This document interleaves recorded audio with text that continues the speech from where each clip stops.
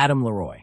Adam was born on August 6, 1964, in Jonesville, a small town located in North Carolina, USA. He left high school before finishing. Adam was a tall, heavy-set man with a coarse, thick beard. He remained married to Miriam Benj for 5 years. Their marriage was troubled because, as Miriam claimed, Adam believed women were inferior to him and that he could treat them however he wished. He acted abusively toward Miriam and even toward his own mother, whom he would insult and strike. In 1993, the two divorced. That same year, Adam began working as a truck driver and started traveling throughout the East Coast. He drove trucks and also held part-time employment at a chicken processing plant close to his home in Jonesville. Years afterward, he moved in with another woman. They resided in a trailer with 3 daughters. Adam had not faced major legal trouble, but acquaintances described him as dismissive of women and frequently antisocial, controlling, and constantly prepared to start fights. A former colleague traveled with Adam in his truck for nearly a month during the late 90s, crossing much of the country. His co-worker finally refused to continue working with him because of Adam's unending negativity, quarrelsome behavior, and disrespect toward women. Inside his truck, Adam kept a DVD of a horror film titled Hunting Humans. The movie, centered on a serial killer who stalked and stabbed his victims, left a strong impression on him. So much so that when he began his trucking journeys to the northeastern United States in the summer of 2007, the first belongings he packed were the DVD, 2 large hunting knives, a flashlight, and a leather mask with openings for the eyes and mouth. In July 2007, Adam departed from North Carolina and traveled east on Interstate 78 with scheduled stops in Massachusetts and New Hampshire. Early on July 13, 2007, Darlene Ewald, a 42-year-old mother of 2, was speaking on the phone in the backyard of her residence in the middle-class suburb of West Hanover Township, Harrisburg, Pennsylvania. While she was speaking, her husband, Todd, a carpenter and youth soccer coach, along with their children, Nick and Nicole, aged 24 and 21, were asleep inside the house. It was close to 2 a.m., and Darlene was talking with a family friend about a surprise vacation they were planning. That friend had arranged a Caribbean cruise, but ended up giving the tickets to Todd and Darlene after having to discipline their own sons. Darlene was excited about the upcoming October trip. Without her knowledge, someone was observing her on that warm night. Suddenly, out of the shadows, a figure appeared holding a large knife. It was Adam. He cut the woman's throat and brutally stabbed her in the left side of her chest until she died within minutes. All she managed to cry out was, "Oh my God, oh my God." On the opposite end of the phone, her friend heard the abrupt shift in her voice. Even though Darlene no longer replied, the call stayed connected. He called out her name, hoping for an answer. Alarmed, he hurried upstairs to wake his wife and told her something awful had occurred to Darlene and that he needed to get to her home right away. Meanwhile, after the killing, Adam calmly went back to his truck, which was parked at a nearby stop, and drove off, abandoning the murder scene. Chad and Patty, friends of Darlene, rushed to her residence. When they arrived, the house was unnervingly silent, and they walked toward the backyard. The kitchen lights glowed through the sliding glass doors, and they saw Darlene's lifeless body collapsed in a chair, her eyes still open and a deep wound in her throat. Stunned, they instantly called the police. When officers came, Todd was still asleep in his bedroom. One officer shouted at him to raise his hands. Todd, dazed and hardly realizing what was occurring, was blinded by flashlights and confronted with weapons aimed at him. Nick experienced the same harsh awakening. Both men were restrained with handcuffs and brought into the kitchen. Todd kept questioning what was happening and where his wife was, but the police gave no response. Then he spotted Darlene's purse on the table beside her car keys and cell phone, which caused his worry to grow.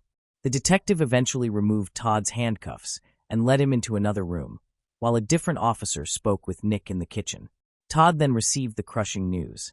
Darlene was dead. He was devastated, experiencing pain like never before, as if someone had torn his heart out. The entire Ewald family was in shock. Meanwhile, Adam carried on with his routine as though nothing had occurred. Later that same morning, he collected a load from a company as planned to continue his work. Hours afterward, detectives questioned Todd at the station. He had difficulty explaining how he had not heard anything. Still, the detectives were not convinced by his account and considered him the main suspect in his wife's killing. The following day, they brought him back to the station for more interrogation.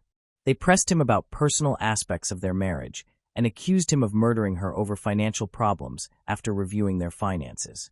He insisted he held a good job, had savings, and no motive to kill his wife. Police then claimed she wished to leave him, which had led to her death. Todd continued to proclaim his innocence and even underwent a lie detector test, which police said he failed. Confused and distraught, he then hired an attorney. The family was left shattered by the crime. After the tragedy, Nicole, the 21-year-old daughter, refused to go out alone during the night. Her brother Nick replayed the dreadful memory of their mother's murder, often lying awake at night. Todd stated the killing had ruined his life and that he wished he could have saved her. Darlene was the first, but tragically not the last victim of the so-called highway killer.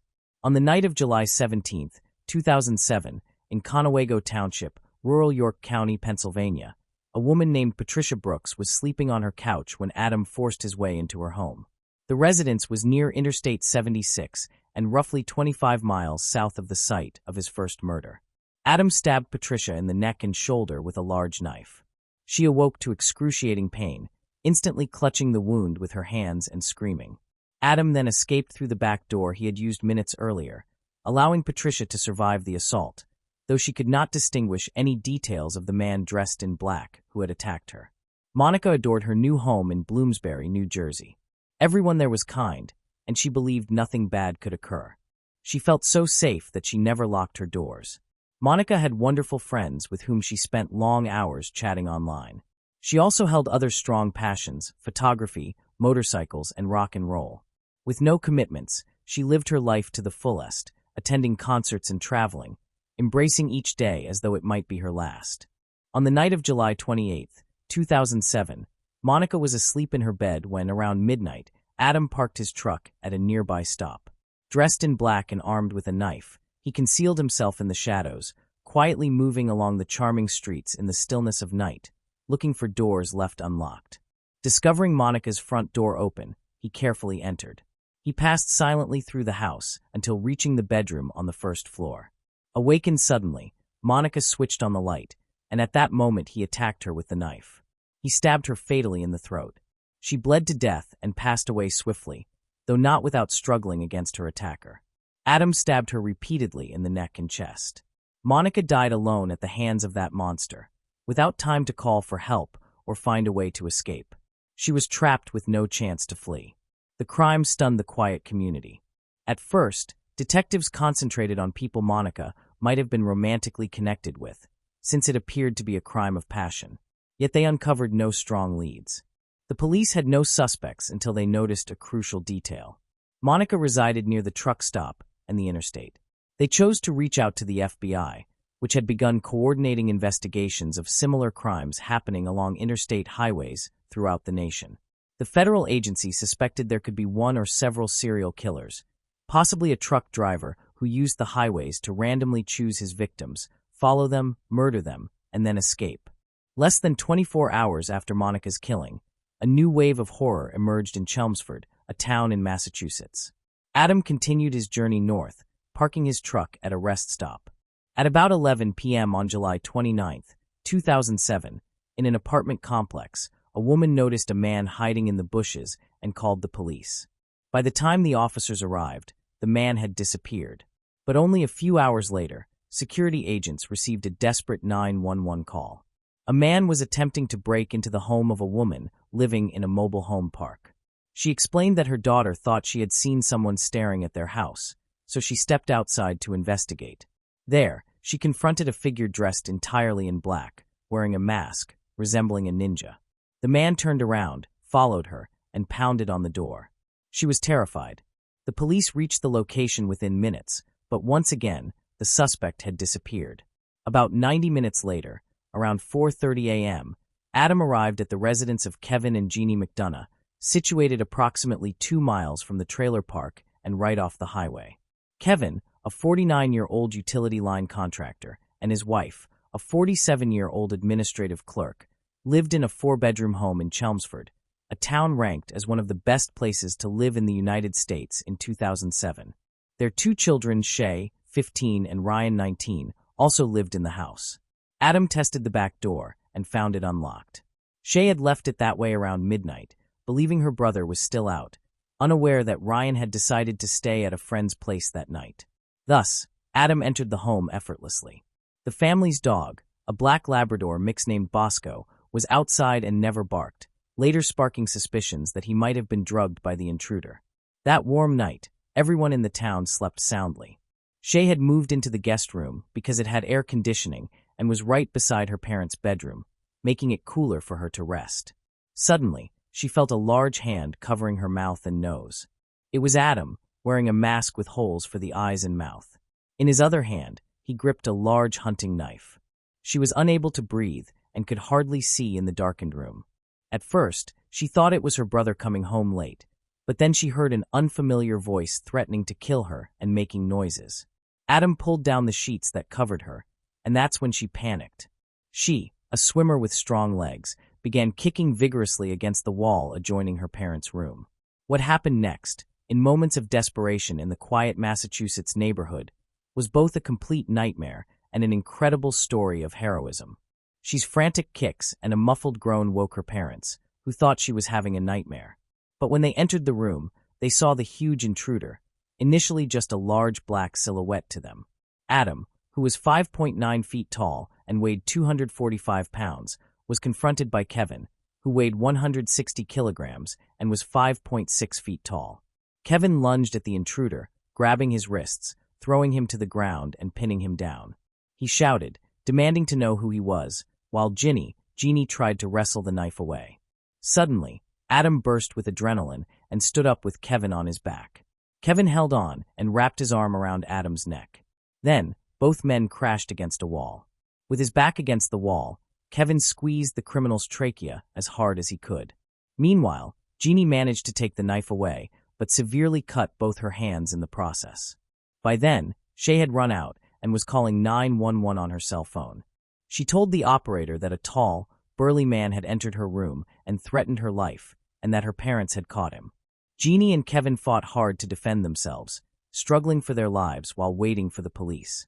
Sometimes, people freeze in situations like these, but the McDonald's undoubtedly summoned incredible strength and managed to subdue Adam, who was much larger than them, even wresting the knife from him. The officers arrived at the house in 4 minutes and saw Adam subdued by the family. Kevin had applied a powerful headlock that immobilized him. One of the officers warned the intruder not to move, or he'd shoot him in the head, while Kevin calmly brushed himself off and asked the police to remove that scum from his home. As the police patted him down, they found evidence that alarmed them. A couple of knives, larger military-style household knives, and a belt from which sheaths for the blades hung. They also discovered a flashlight used for strangling, a ninja star, a hood, and a terrifying leather mask with cutout eyes and mouth. Meanwhile, in Adam's truck, they found what appeared to be trophies or souvenirs from previous victims in several DVDs, including one from the movie Hunting Humans. After the incident, life slowly returned to normal for the family. Started seeing a therapist to help manage the terror she sometimes felt, but she still had problems sleeping alone. In fact, their dog Bosco began to sleep by her side every night. Whenever she saw a shadow, Shay would still get up, but she was grateful to be alive and often remembered how her parents fought for her. They didn't consider themselves superheroes, just parents who acted instinctively to protect their daughter. The FBI was handling a database of about 80,000 unresolved violent crimes across the United States. They had started gathering information on serial killings and assaults near major highways. By 2007, they had recorded more than 500 murders with similar characteristics over the past 30 years, but they were concerned there might be more hidden cases. Approximately 200 suspects had been identified, most of them truckers. With their investigations, the FBI had helped state police with baffling crimes that remained unsolved and also connected cases that were sometimes half a country apart. Often, suspects use distance as a smoke screen to cover their tracks. When they dispose of a body and move 2 or 3 states away, they know it will be difficult to be identified. The first thing the FBI does when it receives a case is to look for specific characteristics they can investigate. For example, if someone is strangled, the search focuses on all strangling cases. After receiving calls from the police in Massachusetts and New Jersey about unresolved stabbing cases, an FBI analyst determined they were very similar and not far from major highways. This prompted them to put officers from both states in contact. Soon they began linking Adam to his other crimes. Investigators learned that the criminal had been in Bloomsbury the night Monica Massaro died, at a truck stop less than a mile from her house. A receipt found in his truck led them to that lead. In August 2007, a New Jersey police investigator decided to go to Massachusetts to question Adam about Monica's murder. For over an hour, the detective conversed amiably with Adam, just trying to gain his trust. Then, he directly asked if Adam had attacked anyone in New Jersey. Adam then asked if there was the death penalty in that state. The detective replied that no one had been executed there for years. Adam smirked and said, "That's why I haven't done anything there. What I've done is what I've done, and I haven't done anything wrong." Then Adam admitted to killing Monica and recounted the crime in detail, showing no remorse and demonstrating extreme cruelty. Initially, Adam claimed he was merely a struggling trucker trying to provide for his family of 5. He said he had been sidelined by a back injury, which affected his finances and required him to take medication for various conditions, including hallucinations and diabetes.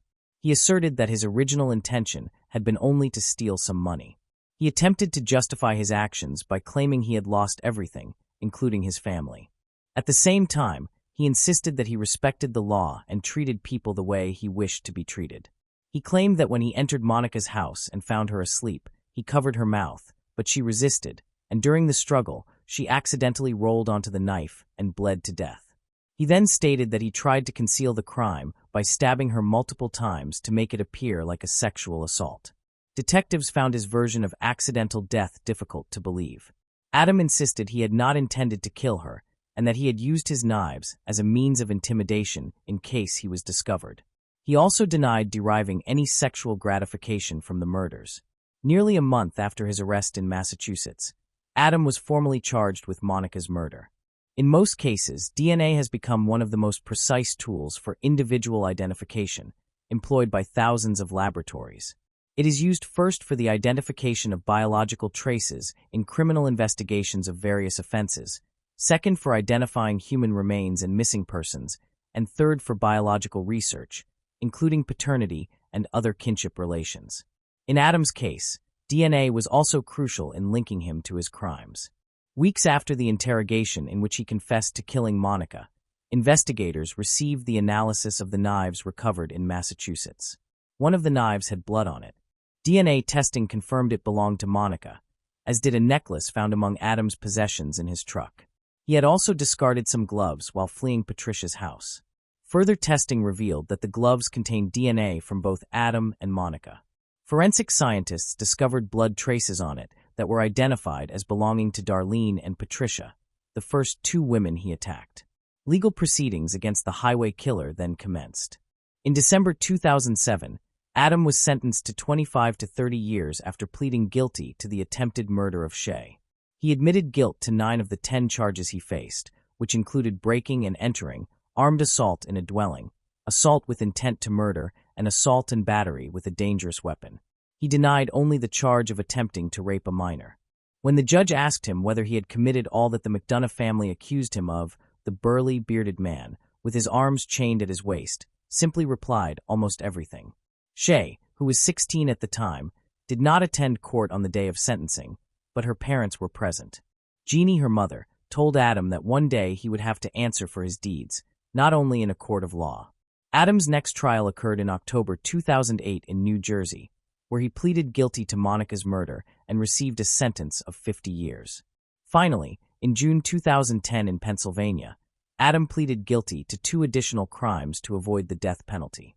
He was sentenced to between 10 and 20 years for the attempted murder of Patricia and received a life sentence for Darlene's murder.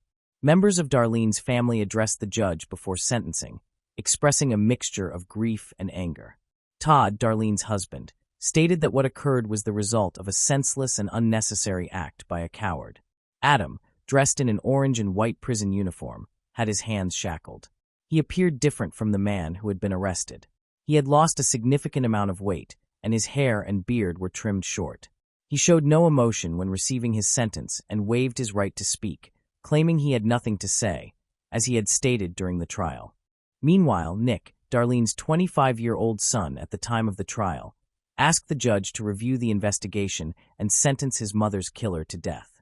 He told reporters outside the courthouse that he wished Adam were dead, but the prosecution had opted not to pursue the death penalty, as such executions are uncommon in Pennsylvania. Adam Leroy is serving his sentences in a maximum security prison with 2,000 beds. Authorities have speculated about whether Adam might have been involved in other killings, given the extensive routes truckers travel, but this has not been confirmed. Even Adam himself has declined to comment to police on this speculation. One such case took place in the town where Adam resided and involved the murder of a police officer who was shot 7 times in October 1996, with his body discovered in his patrol car after he had pulled over a truck reported stolen. Although the method of this crime differs considerably from Adam's, a composite sketch of the suspect, created with witness assistance, bears a resemblance to the highway killer. In 2011, Jeannie McDonough published a book recounting how an ordinary family ended the criminal campaign of a serial killer. It began as a personal diary in which she tried to process the whirlwind of emotions she experienced after rescuing her daughter from Adam and coping with the guilt and sorrow for his other victims. She then started researching more about the women who had fallen prey to the criminal. She attended multiple trials in New Jersey and Pennsylvania and began exchanging letters with relatives and friends of the victims. All of this is chronicled in the book. Over time, Shay moved in with friends and began working as a nanny, while her parents had to contend with the urge to be overprotective of their daughter. They also installed an advanced home security system.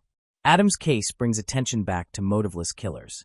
He was arguably an aggressive man, yet with no prior criminal record, who at the age of 43 suddenly embarked on a 17-day killing spree, targeting 4 women who had no connection to him or to one another. They merely lived in homes near major roads and had the misfortune of leaving their doors unlocked. The highways became his hunting ground, where he selected victims randomly, focusing only on those who could not defend themselves or pose any threat to him. Moving on to the next case. Isla Reynolds. Isla Reynolds was born on April 4, 2010, in Waterville, a city in the state of Maine, United States. She was a beautiful child with blonde hair, blue eyes, and a captivating smile. She adored music and dancing along to the beat of her favorite songs. Her parents, Trista Reynolds and Justin DiPietro, were not a couple but had known one another for a long time. They had a brief romantic relationship in the summer of 2009, which resulted in Trista becoming pregnant. The news came as a particular shock to Justin, who had no intention of having a child with Trista and even questioned whether he was the father. When Trista gave birth to Isla, the likeness to Justin was unmistakable, yet he continued to refuse to acknowledge her as his daughter. A paternity test conducted in July 2010 finally compelled him to accept his role as her father. Consequently, in December of that same year, he was ordered by Child Protective Services to provide child support. Trista and Justin did not have a court-sanctioned custody agreement. However, Trista, who resided in Portland, retained primary physical custody of Isla through an arrangement between them. It was only in mid-2011, after Isla's first birthday, that Justin began having visits with her. He lived an hour and a half away, and the visits were intended to occur during the day and be very brief. They agreed that he could occasionally take Isla with him, but never overnight. In the months following Isla's birth, Trista became pregnant again, this time by her fiancé Raymond. Thus, in 2011, Isla became the older sister to Raymond Jr., and Trista managed the care of both children. Everything changed on October 13, 2011, when Trista had a meeting with Child Protective Services. The specifics of the complaint that prompted this meeting are unclear, but it was known that Trista struggled with substance abuse. On that day, officials gave her an ultimatum: overcome her addiction or lose her children. Immediately, Trista entered a 10-day rehabilitation program, leaving her children in the care of her mother and sister. Isla and Raymond were her entire world, and she was determined not to lose them. By October 2011, Justin had seen Isla roughly 5 to 10 times. However, just 4 days after Trista began her treatment, on October 17th, Justin and his family decided they wanted custody of Isla. Justin's mother, Phoebe DiPietro, contacted Child Protective Services and received authorization to take Isla. The official notice informing Trista's relatives of the agency's decision came quickly. When Isla's aunt learned that they were required to surrender Isla, she protested the decision, claiming that Justin was abusive and had harmed the child in the past. The officials maintained that a father holds greater custody rights than an aunt. Once permission was granted, Justin and his family went to retrieve Isla, though they did not know the address. Child protection officials provided the location through the police. Officer Charles Weaver accompanied Justin and his mother to Jessica's house, Isla's aunt. The paternal grandmother waited in the car while Justin and the officer went to the door, creating a tense and dramatic scene. Jessica pleaded with the officer not to remove the child and warned that she would not surrender Isla willingly. The officer observed that Isla was in high spirits, laughing continuously, playing, and even attempting to engage in conversation. To illustrate her point, Jessica, Trista's sister, asked the officer to watch how Isla's behavior changed when Justin arrived. At that moment, he had just approached, and upon seeing him, Isla immediately began to cry and tried to pull away. Despite this, the officer took the child and handed her over to her father. Isla struggled and screamed, even attempting to bite the officer as she was placed into Justin's arms. Isla's aunt informed Officer Charles that Isla was terrified of her father and that they should not take the child away. Charles explained that if it were his choice, he would not allow Isla to go with Justin, but it was not his decision to make. He was there to carry out the directive from Child Protective Services. It is important to clarify that if Justin had sought primary physical custody of Isla, he would have needed to reach an agreement with the child's mother or otherwise obtain approval from a judge through a legal process. As observed in the custody exchange just described, there was neither an agreement nor any court involvement. What was applied was the judgment of a Child Protective Services supervisor. The official did not take into account the arrangements Trista herself had made, retaining full custody and leaving the child in the care of relatives during her temporary absence. Additionally, before a court grants a parent exclusive physical custody, conditions are typically thoroughly assessed, including a background check and a home visit, none of which occurred in Isla's case. In essence, custody procedures require that the child's best interest prevail, but reportedly, no report was found to justify the decision that was made.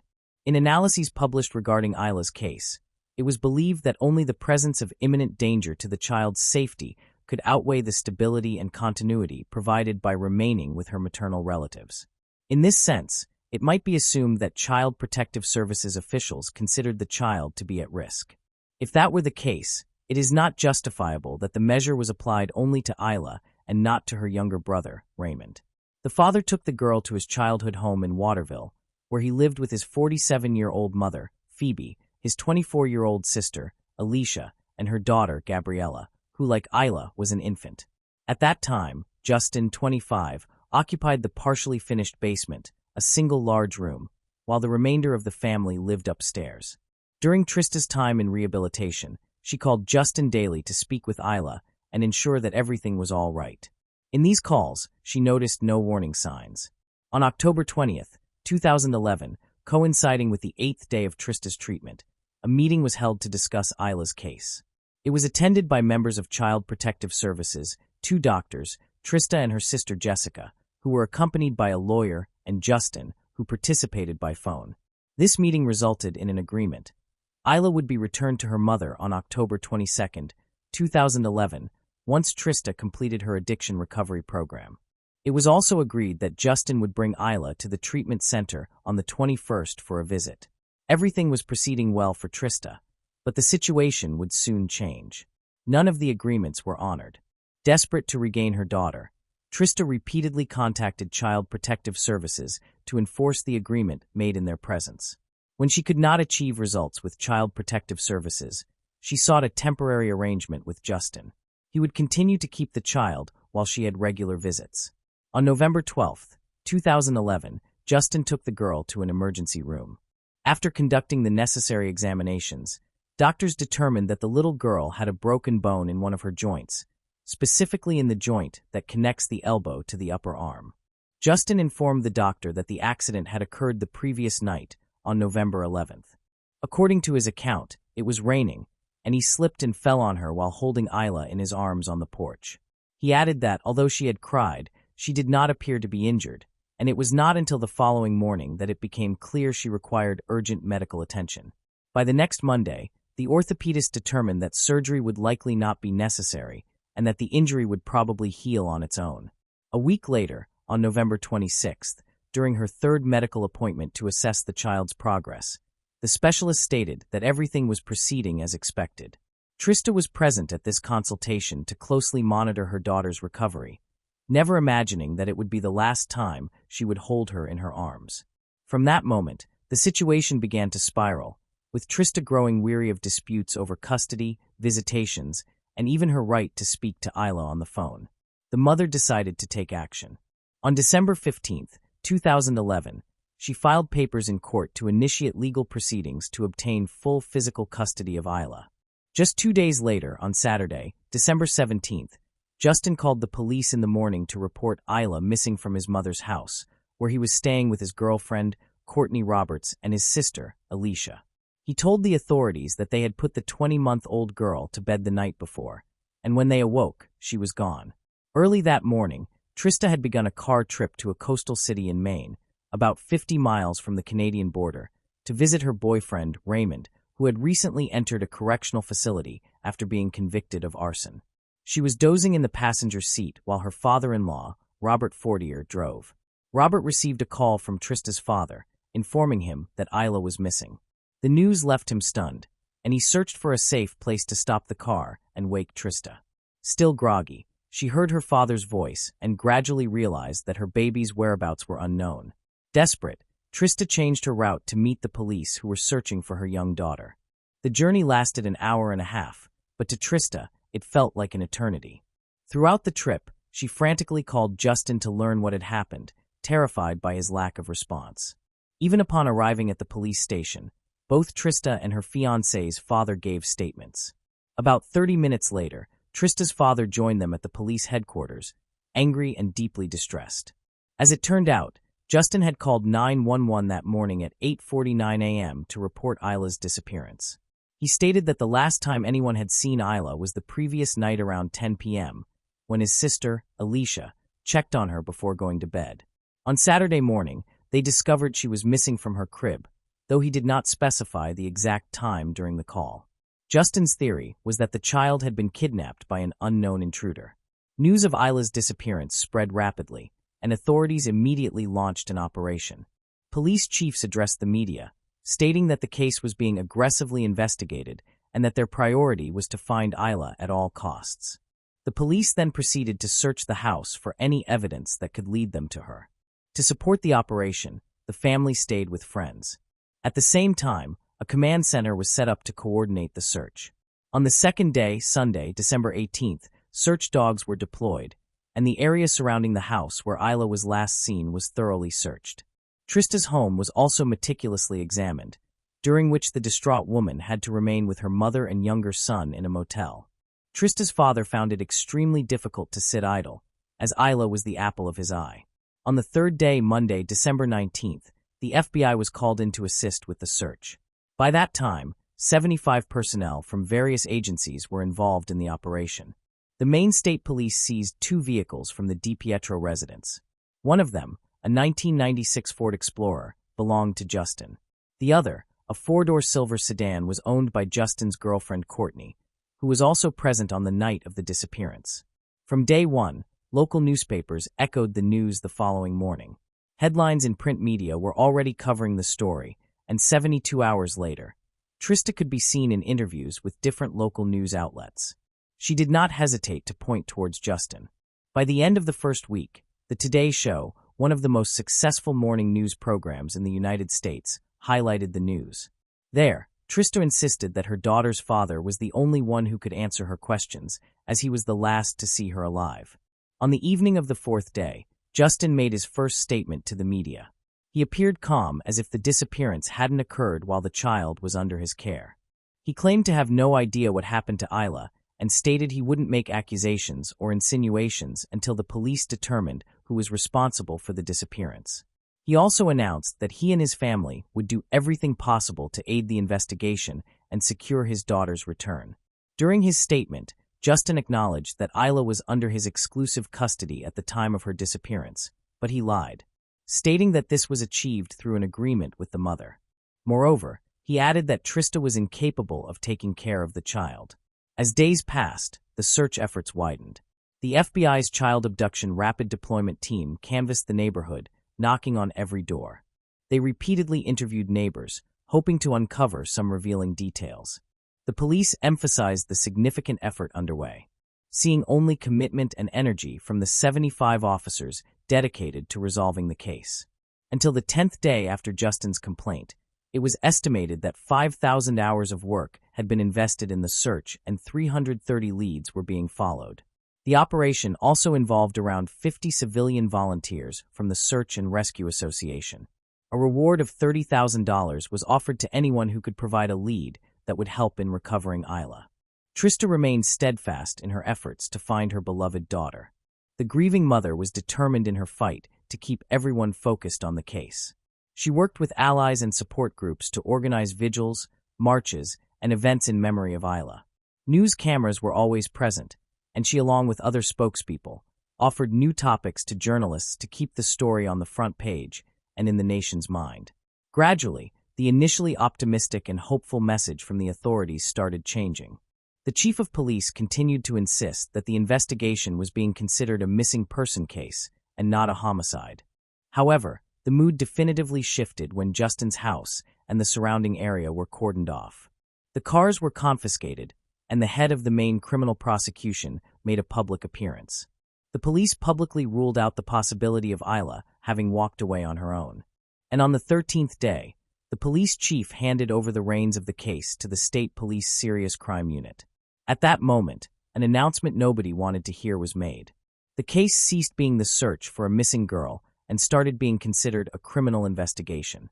During the initial days, Justin tried to stay as far away from the media as possible, but gradually his presence began to become more frequent. In one of his appearances on the Today Show, he spoke about the change in the message from the law enforcement agencies, insisted that someone had kidnapped Isla, and expressed his wish for whoever took her to return her home. He also asserted that he had come on the program, hoping to reach whoever had his daughter to let them know that what they were doing was wrong. As if he knew the person in question, he spoke directly to them, saying they might think what they were doing was right for Isla, but it wasn't. He clarified that this person had no right because they weren't her father, and that the child needed to be at home with her family. When questioned about the silence he had maintained until that point, Justin acknowledged that his efforts to cooperate had been delayed. He justified himself by stating that he had been a bit naive during the first weeks, thinking that Isla would return. He also claimed that the law enforcement agencies had advised him to stay away from the press. This was partially confirmed by the spokesperson for the Maine Department of Public Safety, who explained that this was only said to him at the beginning. Later, the police themselves encouraged Isla's parents to remain in the public eye. Justin took the opportunity to respond directly to the insinuations that had been made about him. He asked the television host to come see him and spend a day with him to witness what he was going through. Finally, he said that he praised the police's efforts, although some of the techniques and tactics they had to use had not been enjoyable. He pointed out that the truth is the truth.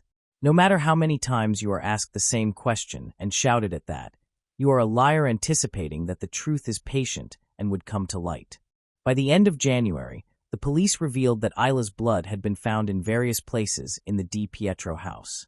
It also emerged that while there was not enough evidence to make any arrests, Justin, Courtney, and Alicia, the 3 adults living in the residence where the girl was last seen, were considered suspects.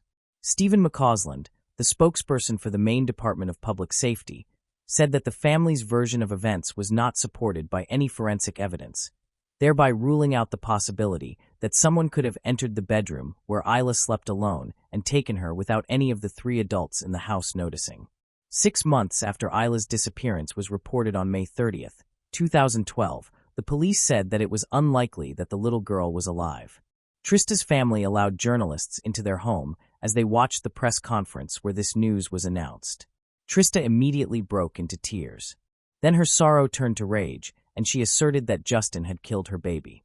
For Trista's family, learning in detail the results of some forensic tests conducted at Justin's family's house was very hard.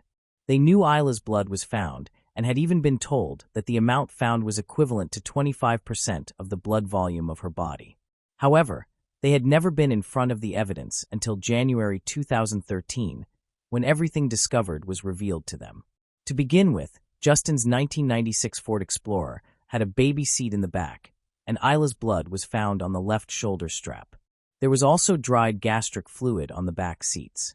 In the girl's bedroom, blood was found on some of her princess, pink sneakers on the floor next to her crib, as well as on the face and arms of her doll. The investigators thought that she might have tried to clean the blood from her mouth with her toy. Additionally, a blood stain was located on the living room sofa. However, most of the blood traces were in the basement. A pool of Isla's blood stained the center of the mattress on which Justin slept with Courtney. Moreover, vomit and an unidentified pink fiber resembling hair that could be from a toy were found on the bed. Next to the same piece of furniture were Justin's sneakers, stained with Isla's blood on the tongue and inside. Additionally, there were splashes on the cement floor around the bed and on the walls. The latter matched Isla's height. An expert determined that some drops were the size of a dime, indicative of trauma from a blunt object. Additionally, the experts determined that some blood spatter patterns in the house might have been expelled by Isla through coughing, indicating that her injuries were both internal and external. The police stated that bed linens had been used to clean the girl's blood. It was horrific for Trista and her family to learn these details, and they hadn't seen everything yet. The same officers exposing the gruesome evidence warned them that they were about to witness something even more horrifying. Luminol tests were conducted in the house, revealing blood traces invisible to the naked eye. The slides taken at the house devastated Trista. After seeing them, she left the police station in a panic. She was more convinced than ever that her daughter, Isla, had been murdered. The police said there were more images to show her, but she refused to see them. She'd had enough. Reportedly, when the police showed Justin and the DiPietro family the same photographic evidence months before, he showed no reaction. The police also tried to show the photos to the family with whom the DiPietro stayed during their exile from their house while it was being processed by crime scene investigators. They refused. They were not interested. Justin's girlfriend, Courtney, who was with him on the night of Isla's disappearance, had a similar reaction. Confronted with the compelling police findings, Trista told the press, amid her unbearable pain and sense of helplessness, that Justin, Alicia, and Courtney were still walking the streets as if nothing had happened. 8 months after receiving the dramatic report in September 2013, Trista wrote a scathing letter to the press detailing the evidence and photos she had been shown. She was exhausted from waiting and, with or without law enforcement's approval, sought to reignite public interest in the case. In the spring of 2016, a team of journalists visited Justin's mother's house. Alicia, Isla's aunt, answered the door, and the reporters asked about the blood evidence. She explained that Isla was lactose intolerant and had been vomiting. However, a quick internet search indicated that common symptoms of lactose intolerance include gas, bloating, abdominal pain, and diarrhea. While nausea and vomiting can occur, they are not the most typical symptoms, and vomiting blood is particularly uncommon. In 2017, at Trista's request, a judge officially declared Isla legally dead. The magistrate ruled that the death had occurred around December 17, 2011, the date she was reported missing by her father, Justin. With that determination, Trista and her lawyers filed a wrongful death lawsuit against Justin, alleging that he caused Isla's death through intentional unlawful acts and subjected her to pain, fear, terror, and physical injuries prior to her death. At the time the lawsuit was filed, Justin remained missing. It was later revealed that he and his lawyers denied any wrongdoing and dismissed the lawsuit as baseless. In response, Trista held a press conference in which she addressed her deceased daughter's father directly, questioning whether he had any conscience. Earlier in 2023, a judge approved Trista's petition to include Phoebe and Alicia in the wrongful death lawsuit.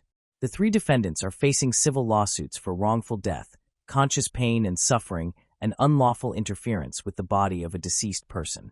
Additionally, Justin faces a charge for violating a parent's duty to care for a minor child.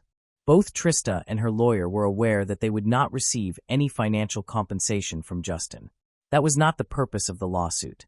Their goal was to uncover information and reveal the truth. There were numerous unusual circumstances surrounding Isla's disappearance. For instance, investigators informed Trista of something astonishing about the morning Isla went missing. Before calling 911, Justin had driven to Portland and back. He claimed he believed Trista had taken Isla and that he was searching for her, yet he never contacted her or any of her family members. However, during that lengthy trip, he did call a friend who had sold him a $25,000 life insurance policy for Isla just weeks earlier. The peculiar aspect was that Justin stayed at this friend's house while detectives were actively investigating the disappearance. This behavior was remarkable, given that Justin had largely stayed absent from his daughter's life during Trista's 9-month pregnancy and for most of the child's life. Trista also reported receiving strange messages from Justin in the week following the day he took Isla.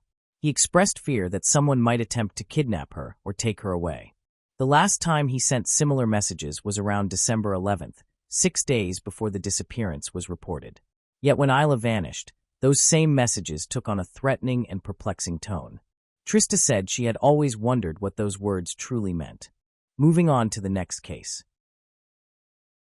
Jerry Cassidy. Sherry Miller, who used sex, deceit, and internet chat to arrange a brutal crime, was taken into custody in February 2000. This act is frequently described as the first internet-related murder in the United States.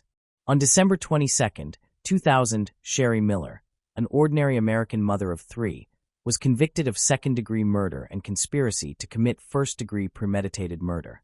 She maintained her innocence for almost 17 years before admitting guilt in 2016. "I have destroyed many lives. It is time to end the lies and reveal the truth," Sherry Miller declares before admitting guilt. Bruce and Sherry were both born and raised in Flint, Michigan, a poor city that had once been a crucial piece of the Midwest automotive industry. Sherry Paulette Keithley Miller was born on October 13, 1971, and according to her, she experienced a very harsh childhood. The girl was raised without a father. Her mother lived a reckless lifestyle, drank heavily, and frequently changed men. Sherry's early years were spent in a trailer, alongside her mother's partners, who often mistreated her. By Sherry's account, she was abused from the age of 3 or 4. At 16, the girl was left on her own. At 17, she wedded, became pregnant, and gave birth. The union ended. Some time later, Sherry married again and divorced once more. Her second husband, Tribby, was convicted of second-degree child abuse for striking his child severely. This caused several skull fractures. Sherry undoubtedly chose the wrong men. Tribby was also prosecuted for mistreating his 6-year-old stepdaughter, but was acquitted for insufficient evidence. Sherry was drifting from one man to another. She was searching for someone who could support her. By the age of 26, Sherry had become a single mother of 3 children from different men, employed in a nursing home and selling Mary Kay products to cover expenses. She did not possess model-like beauty, but she was certainly appealing and magnetic. In 1997, the 26-year-old woman obtained a position as an accountant at B&D Auto Salvage, Bruce Miller's company. At this time, Sherry recognized that the 47-year-old prosperous business owner was the right man to offer her stability and comfort. Bruce Leroy Miller was born on July 26, 1951. As a young adult, he worked at General Motors for a number of years, as many Flint citizens did. After leaving GM, Bruce continued in the automobile salvage business. In fact, he possessed and managed an auto salvage yard, which involved receiving old vehicles, the components of which were later resold. Bruce had been married 3 times, enjoyed racing, interacting with people, and always displayed generosity and warmth. At first, he showed no interest in Sherry Keithley, his newly hired worker. Bruce merely assisted a single mother in a challenging situation, yet Sherry succeeded in captivating Bruce. An office romance followed. In spite of the 20-year age difference, the pair's relationship progressed quickly. Bruce felt flattered by the interest of a young woman, and the two soon shifted from dating to living together. 4 months later, on April 23, 1999, a wedding was held in one of the Las Vegas chapels. Sherry and her children moved into Bruce's home, and she attained the stability she had long desired. Bruce's brother, Chuck Miller, would later recount this to the television show Snapped. She always declared Bruce was the finest thing that had ever happened to her. She at last had a normal life, and a man able to provide happiness. Chuck's wife, Judy, stated that Bruce was enchanted by the attractive young blonde he considered the ideal wife. Only their friends voiced doubts about Sherry's habit of spending excessively beyond her means. She instantly reached the limits of her credit cards and used all the cash available. "I was trying to fill an endless emptiness," Sherry would later explain. Despite his friends' concerns, her diligent husband was unbothered and ignored his wife's financial habits. Regardless, Sherry also worked. She was a Mary Kay Cosmetics saleswoman, which allowed her to promote products to clients at home or while traveling nationwide. To assist her in monitoring her accounts, her husband even purchased a computer for her. It was this very purchase that became the decisive turning point. Sherry Miller unintentionally came across adult chat rooms on the internet while selecting a vacation spot using her home computer. In 1999, social media did not exist, and sending text messages was not widespread. Instead, people connected with one another in online chat rooms. Some were adult-oriented and served as places where one could flirt anonymously, share fantasies, and engage in virtual affairs. Bruce, according to acquaintances, was aware of his wife's online flirting but judged such actions to be harmless. He adored his wife, was happily married, intended to adopt her children, and chose to trust, not clouding his family life with doubts. Sherry quickly immersed herself in the online world and soon grew used to signing into chat rooms and revealing her most intimate sexual fantasies to total strangers under a variety of alluring pseudonyms. Detective Kevin Shanlian, who handled the murder investigation, testified in court that Sherry maintained no fewer than 25 separate aliases. It was not until 2016 that Sherry confessed, "I did not move away from this computer." Bruce worked at the shop and owned his own business, so he was gone much of the time. "I spent countless hours flirting online. I wanted to control everything, compulsively control the people who trusted me. It felt like a video game. And each man and each relationship represented a new level for me. And each level became more difficult." Among the men Sherry Miller encountered online was Jerry Cassidy, who went by the username Rena Dudes. Jerry was born on October 6, 1960, in Kansas City, Missouri.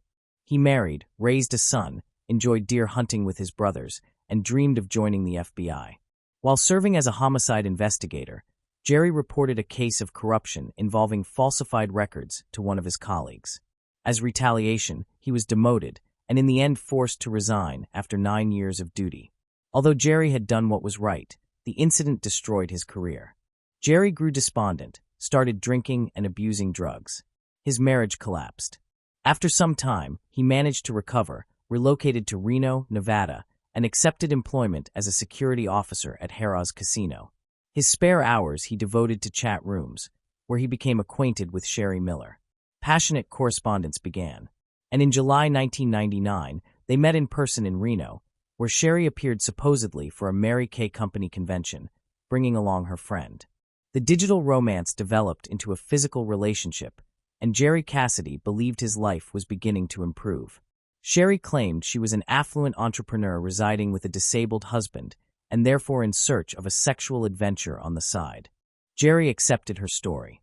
His friend and co-worker, Carol Slaughter, later stated, Sherry came into Jerry's life when he had hit rock bottom. His marriage had collapsed. He was in a new town where he knew no one.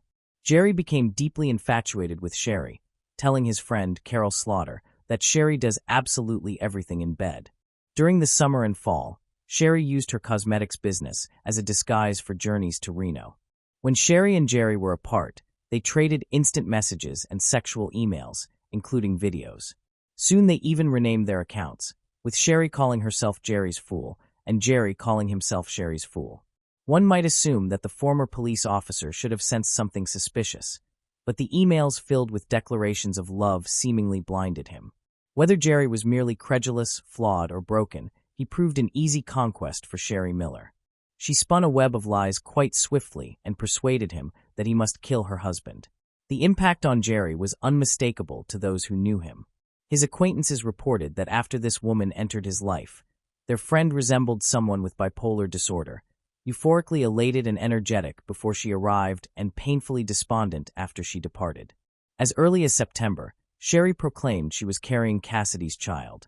She sent him photographs, a positive pregnancy test, and images of her stomach. Shortly thereafter, Sherry disclosed that her husband, Bruce Miller, had discovered the pregnancy and beaten her, causing her to lose the baby. In reality, in 1995 Sherry had undergone tubal ligation and could no longer bear children. Jerry had no means of knowing this and accepted his lover's fabrications. Very soon after the miscarriage, Sherry announced she was pregnant once more. This time, however, she claimed to be expecting twins. Jerry implored his beloved to leave Bruce, take the children, and come live with him. Sherry explained she could not because Bruce had mob ties and would not let them go for nothing. Allegedly, she feared for her life and for Jerry's. The young woman kept traveling to Reno. At one point, Jerry was detained for public intoxication and disorderly conduct at the casino. There was a pause in their online exchanges during his arrest. When Jerry was released, he resolved not to expose Sherry to further danger from her husband, Bruce, and returned to Missouri to attempt to reconnect with his family. The pair maintained their relationship online. Sherry forwarded images of ultrasounds and photos of her expanding abdomen. "I just puffed my stomach out." Jerry wanted to believe it so fervently that he would have no doubt he could see the pregnancy even if it were not there, Miller would later say. Soon, on November 5, 1999, Jerry Cassidy received an email, apparently from Bruce Miller, stating that he knew everything and would not allow the bastards to be born. A worried Jerry tried to reach Sherry. Hours later, she messaged him herself, saying she had to leave for a few days and would text him later. The following day, Jerry received a note from Bruce and learned that he had forced his wife to have an abortion. Attached to the message were photographs of a bruised Sherry. "I remember standing in front of the mirror, trying to draw bruises on my stomach," Sherry would later recount. Jerry had reached a tipping point. His children, not one, but two twins at once, had been killed by Bruce Miller. He was again devastated and full of anger. He blamed Bruce for the deaths of his 3 children and the abuse of the woman he loved. After reconnecting with Sherry the next day, November 8th, Jerry said he couldn't go on like this. He would kill her husband. The couple set about devising a plan to kill him. They worked out routes, parking spots, and even the best place and time to get to the dump. Jerry then made the long drive from his home to Michigan. That same evening, as Bruce planned to leave work, he received a call from Sherry and, following the plan, asked if he could pick up a pizza on his way home. Distracted by the conversation, Bruce did not notice a man approaching him from behind, pointing his 20-gauge shotgun at him and pulling the trigger. After committing the crime, Jerry went home and Sherry began the next part of the plan. She called Bruce's brother Chuck, said she was very worried about her husband's long absence, and asked Chuck to drive to the junkyard and see if everything was okay. When Chuck got there, he found his brother dead on the floor in a pool of blood.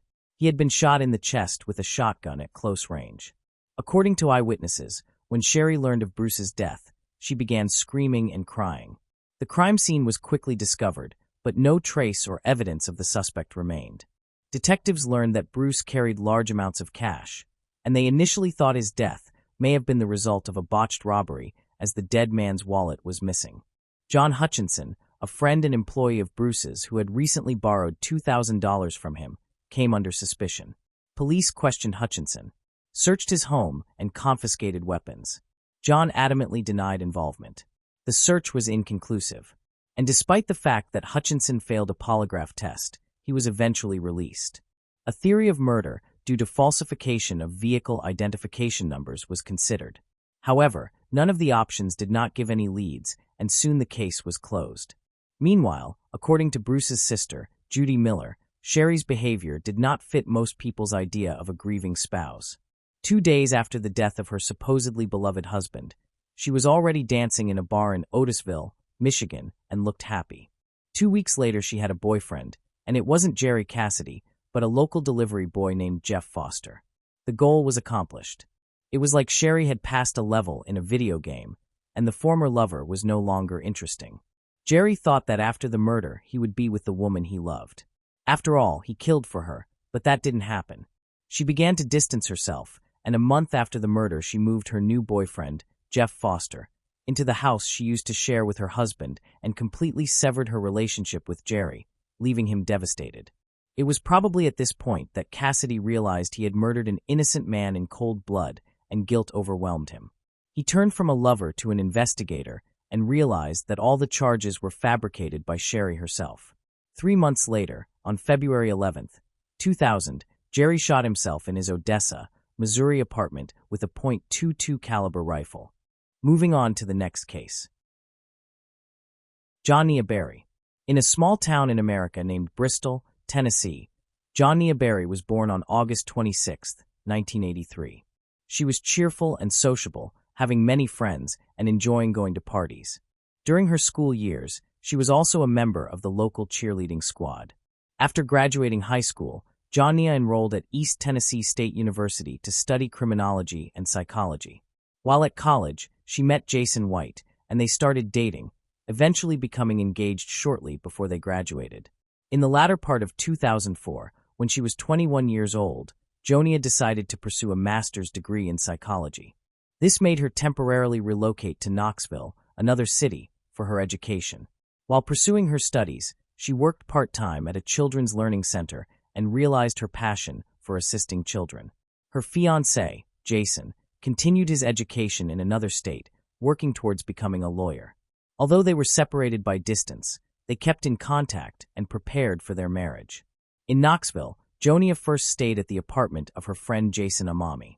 They had attended college together and later both moved to Knoxville. They shared a 2-bedroom apartment, and Jason allowed Jonia to live there until she could arrange her own place. Jonia held 2 part-time jobs, one in a jewelry shop and another at a children's hospital.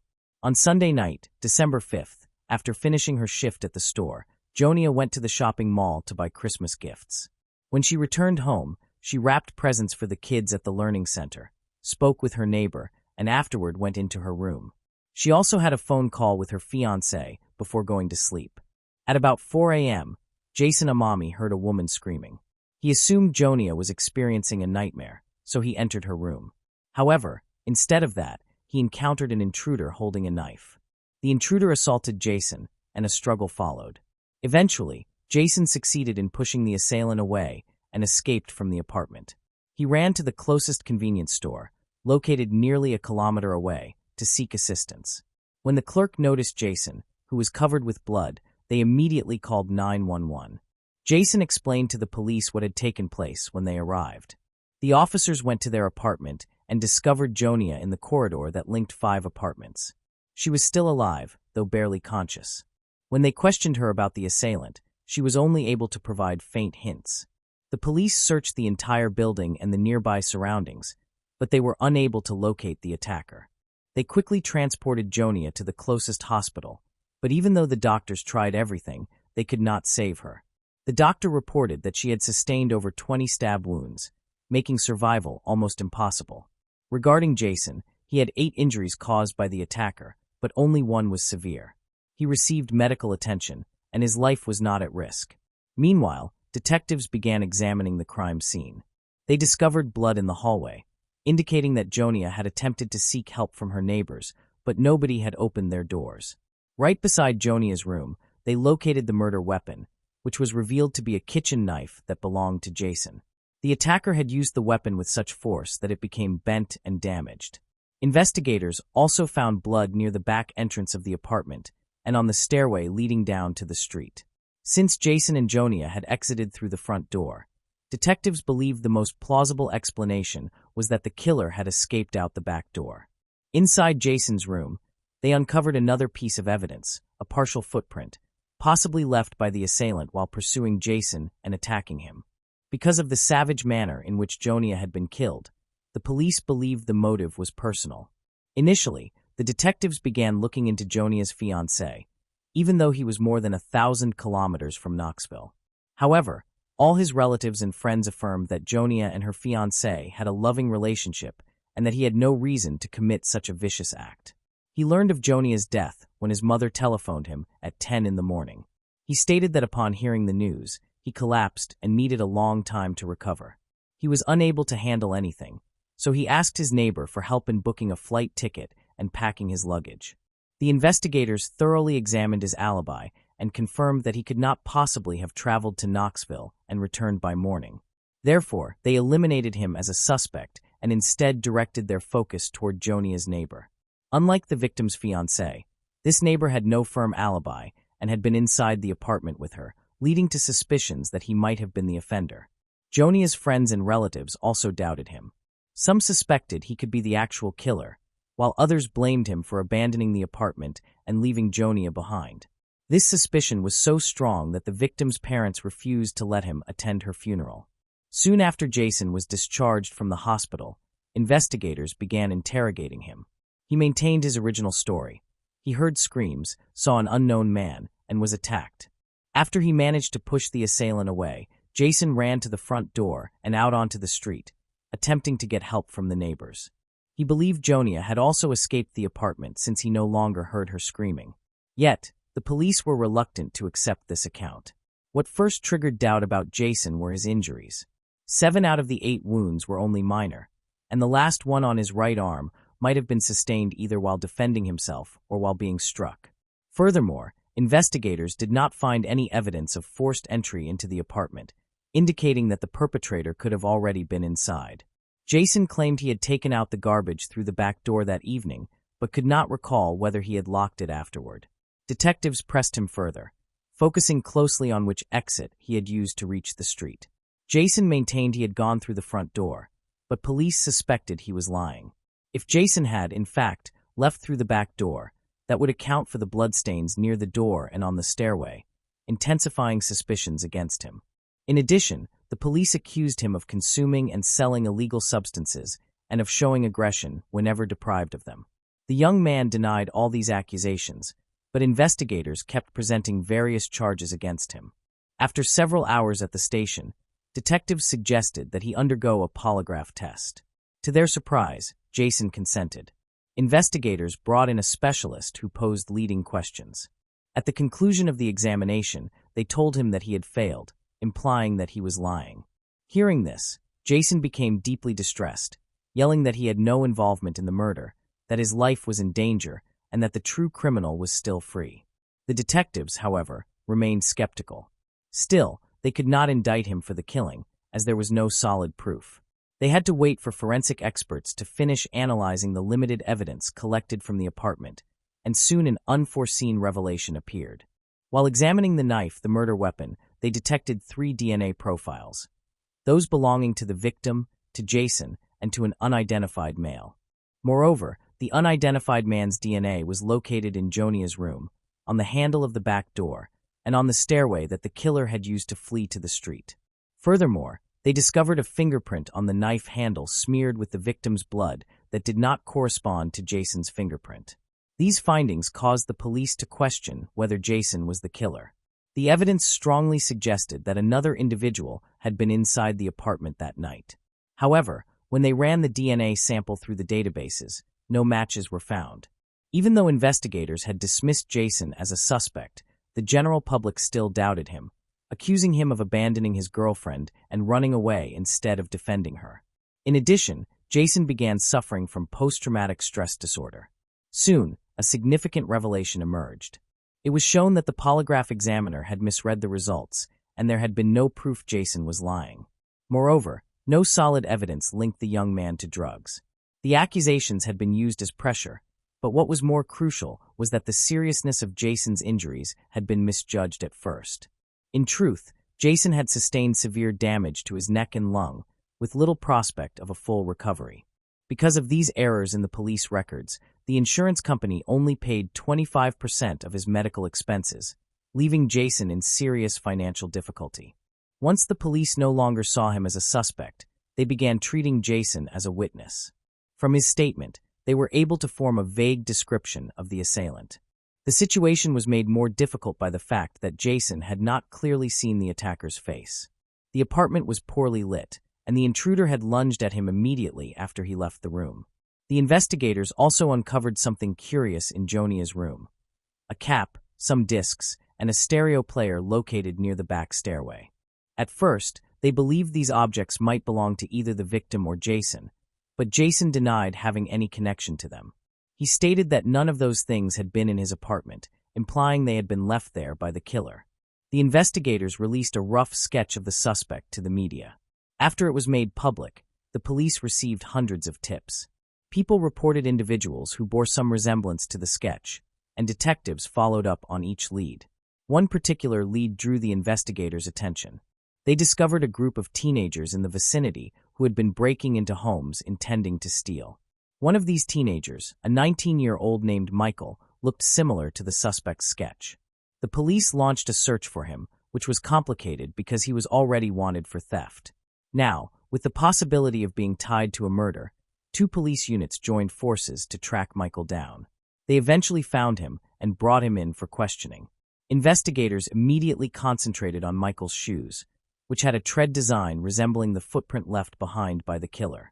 They took his DNA sample and fingerprints and sent them to forensic specialists for testing. In the meantime, they interrogated him, and during questioning, they received an unexpected disclosure. Michael swiftly confessed that he and a friend had indeed gone into Jonia's apartment that night. By his account, their plan had been to steal valuable belongings, but his friend had grabbed a knife and attacked Jonia. However, detectives soon grew doubtful of Michael's statement. First, the specifics he gave did not correspond with the actual sequence of events. Second, there was no proof indicating the involvement of two intruders at the crime scene. The lab results reinforced these doubts. Michael's DNA and fingerprints did not correspond to those discovered at the murder site. The same applied to his shoes, as the tread design did not match the one found in Jason's room. Ultimately, the police determined that Michael had invented the story. While it may seem odd, false confessions occur fairly often in high-profile cases. Some individuals admit falsely for reasons such as wanting attention or hoping for a reward. Whatever Michael's motive, his statement turned out to be completely fabricated. Afterward, investigators questioned more than 1,000 possible suspects and collected roughly 400 DNA samples, but none corresponded with the evidence. At the beginning of the investigation, a reward had been announced for information that could solve the case. With each passing month, the reward amount rose, and by December 2005, 1 year after the killing, it had climbed to $60,000. On top of that, the state governor contributed an extra $20,000 from his personal funds, which attracted even greater public interest in the case. Despite the many leads, every single one ended in failure, and the case stayed unsolved for years. In 2007, the victims' parents resolved to act by pushing for changes to state law. They found it troubling that the fingerprints and DNA of the killer were absent from all databases. Given the savagery of the crime, the parents refused to accept that it had been the offender's first act. They later learned that, under Tennessee law, fingerprints and DNA samples were only taken from convicted offenders. Jonia's parents were determined to change that. They took an active part in drafting a new statute that required the collection of such samples from anyone arrested for violent crimes. Authorities backed the proposal, and the law went into effect in May 2007. 2 months afterward, a major development occurred in the case. Police arrested Taylor Lee Olson, a 22-year-old, for breaching the conditions of his probation. Olson had an extensive record of criminal behavior, mostly involving theft, check fraud, and car theft. He had also been arrested numerous times in the past. Strangely, his fingerprints and DNA had never been gathered, despite his history of repeated encounters with the law. Olson resided with his girlfriend and their newborn child, yet his unlawful activities continued. It was revealed that Olson had already drawn the investigators' attention 5 months earlier when they received a tip suggesting his potential role in the murder. However, for reasons that remain unclear, the police did not obtain DNA samples for analysis at that stage. Nevertheless, after his new arrest for violating probation, they finally chose to question him regarding Jonia's case. Olson ultimately admitted his role in the killing and voluntarily submitted a DNA sample. When the forensic results returned, Taylor's DNA was found to be an exact match with the sample recovered from the victim's apartment. Following this, they also collected his fingerprints, which matched the print on the murder weapon. Olson was then taken into custody, and detectives began interrogating him. Initially, Olson pleaded not guilty, but he eventually chose to admit his actions. Taylor stated that on that night, he had planned to steal Jonia's car and had entered her apartment through the back door to search for the car keys. When he went into her room, she awoke and began screaming. In reaction, Olson seized a kitchen knife and stabbed her numerous times. Still, he insisted that he had not intended to kill anyone and that everything had happened by accident. Detectives doubted the accuracy of certain details and leaned toward the conclusion that Taylor had premeditated the murder. It was possible he had been stalking the victim beforehand, an idea indirectly supported by reports from Jonia's friends that someone had been following her in a vehicle. At the time, there had been no proof to confirm this, but following Olson's arrest, it seemed increasingly plausible. Regardless, there was little question about his guilt. His DNA and fingerprints were found on the murder weapon, strongly linking him to the crime. Olson's trial was scheduled to begin in mid-2008, and by then, he had already hired an attorney. Apparently, His lawyer advised him to withdraw his confession, and Taylor provided a new account of events to detectives. He now claimed that he had entered Jonia's apartment along with a friend named Noah Cox. In this revised version, Olson said that when he went into Jonia's room to take the car keys, she supposedly woke up, grabbed a knife, and stabbed him several times. Olson then ran out through the back door while his friend went into Jonia's room, disarmed her, and killed her. This new story raised doubts among the police. They found no DNA or fingerprints from any other person at the scene, making it seem highly unlikely that someone else was involved. Detectives waited for the trial to begin, but it never took place. On March 28, 2008, Taylor Olson ended his life in his prison cell.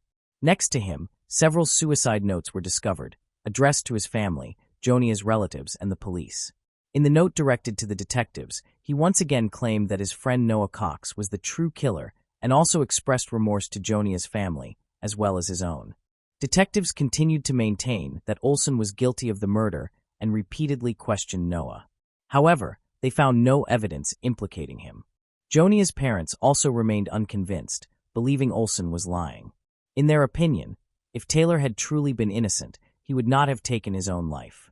It seemed far more probable that he simply did not want to spend the rest of his years in prison. Furthermore, for several months after his original confession, Olson had consistently asserted that he had entered the apartment alone and that no one else had been with him.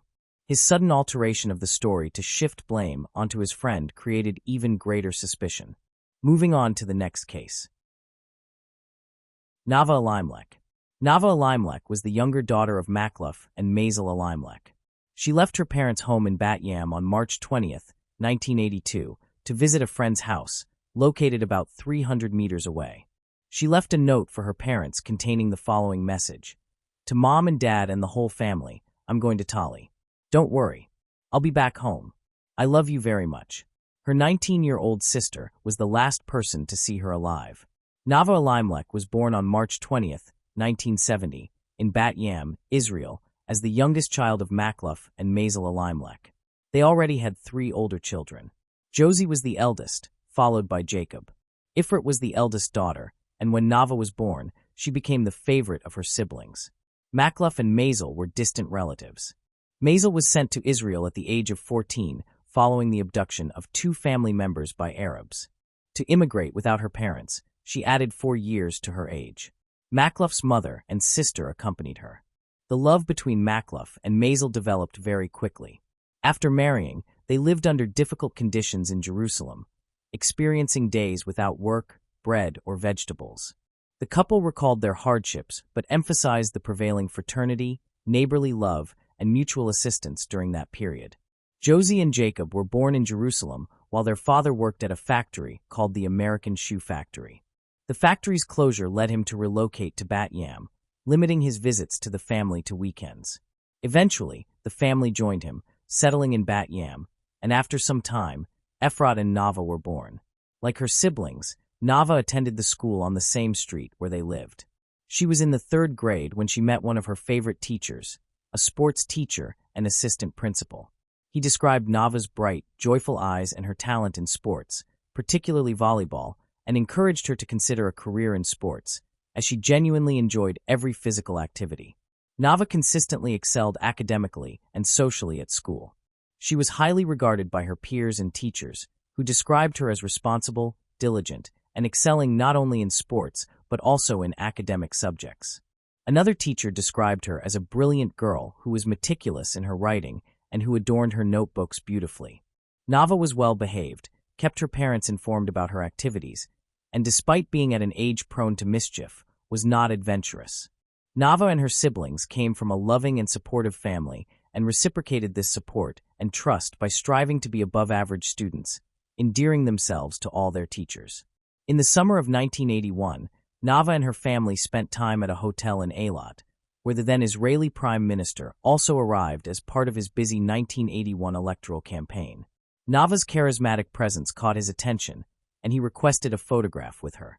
Being the youngest in the family, her siblings were extremely caring and affectionate toward her. Her relatives described her as a joyful individual whose presence was strongly felt both inside and outside the family home. On March 20, 1982, a sunny Saturday, Nava's interaction with her parents was completely normal. Breaking his routine, Jacob, her older brother, who was already married unlike on every other Shabbat, chose to stay with his wife instead of visiting his parents. By noon, the married couple retired to their bedroom. Nava went out. She left a note for her parents containing the following message. To Mom and Dad and the whole family, I'm going to Tali. Don't worry. I'll be back home. I love you very much. Nava. Nava was deeply rooted in her Jewish traditions and family. She eagerly awaited her bat mitzvah, significant for her spiritual and communal responsibilities in Judaism, but had to wait as she was only 11 years and 3 months old. That Saturday, dressed in red trousers and a matching shirt, Nava was seen by her sister, Efrat, who was across the street with friends. Shortly afterward, Efrat thought she heard Nava calling out, but saw nothing when she turned around. Upon reaching home, Efrat informed her mother that Nava was meeting Tali. However, concern arose when Tali called, stating that Nava had not arrived. Alarmed, the parents immediately reported Nava's disappearance to the police, who initiated investigations that night. In the following days, the police and volunteers extensively searched the area, distributing Nava's photographs, using dogs to track her in nearby dunes, and interrogating neighbors. 10 days after her disappearance, disturbing developments emerged. Some reports stated that a bag containing part of a leg from a young body was discovered on a beach in northern Tel Aviv and was quickly identified as Nava's. Additional body parts appeared on the shores in the following days, gripping the nation with the grisly details of the case. Contrary to other accounts, it was reported that 10 days after her disappearance, some individuals found Nava's head wrapped in plastic, with other plastic-wrapped body parts recovered on Tel Barak Beach. It is indisputable that when the remains were submitted for forensic examination, a pathologist who carefully analyzed the body parts concluded that Nava had been murdered on the day she went missing. The Central Police Unit of Tel Aviv took over the investigation, but not a single clue was discovered. Lifeguards, boat owners, and regular beachgoers were questioned, yet none had seen a man carrying suspicious bags in the area. Following the murder, the police formed a team of 40 investigators and detectives who worked on the case for several months, marking it as one of the most extensive operations in the history of the Israeli police. The investigation was difficult due to the lack of weapons or evidence at the crime scene. The team interviewed numerous individuals at various levels and even sent some of the severed body parts to a laboratory in London to attempt to identify a likely murder weapon. But all efforts to solve the case were unsuccessful. Initially, it was speculated that Nava's murder was an act of revenge against her family, as inferred from remarks by the head of the Bat Yam police station. He noted that the method of dismembering the body and disposing of it in the sea appeared intentional. The country was in turmoil. People withdrew from public interaction. Streets were devoid of children. Nava's murder, occurring on a peaceful Saturday at noon, shook the nation's sense of security and exposed a vulnerability. The moment of body identification by Nava's mother was recalled as particularly harrowing. Under intense pressure, the mother was allowed to identify the body, which had been prepared so that only the head was visible. The entire identification scene left everyone present in shock. Following the identification, Nava's family organized the funeral. Hundreds from the surrounding region attended to pay their respects. Investigators believed that the killer could not have acted alone due to the mutilation and the movement of the body without being noticed. The commander of the Tel Aviv Police District stated that the investigation team was one of the largest ever assembled, involving multiple specialists. Intense efforts produced no results, causing public distress and leading to curfews for children. In 1982, the police concentrated on sexual offenders, but every lead appeared to be a dead end. Police cadaver dogs, which had detected the scent of clothes Nava Elimelech had worn, led investigators to the home of David Levy, a Bat Yam resident who lived near the Elimelech family home and who had at one time worked with Elimelech's father. In his home, authorities found photographs of Elimelech and her friends. A police search was conducted, but no evidence linking him to the murder was found. However, Levy was discovered to have taken nude photographs of female students at Gordon Elementary School. He was subsequently convicted of pedophilia and imprisoned. An Arab resident from Gaza was also detained, but later released due to lack of evidence.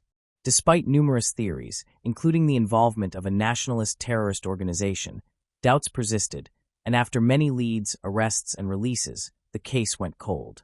In 1998, police arrested brothers Yehuda and Amos Shalef as suspects in the killing after Yehuda's ex-wife claimed he had confessed to committing the murder to her.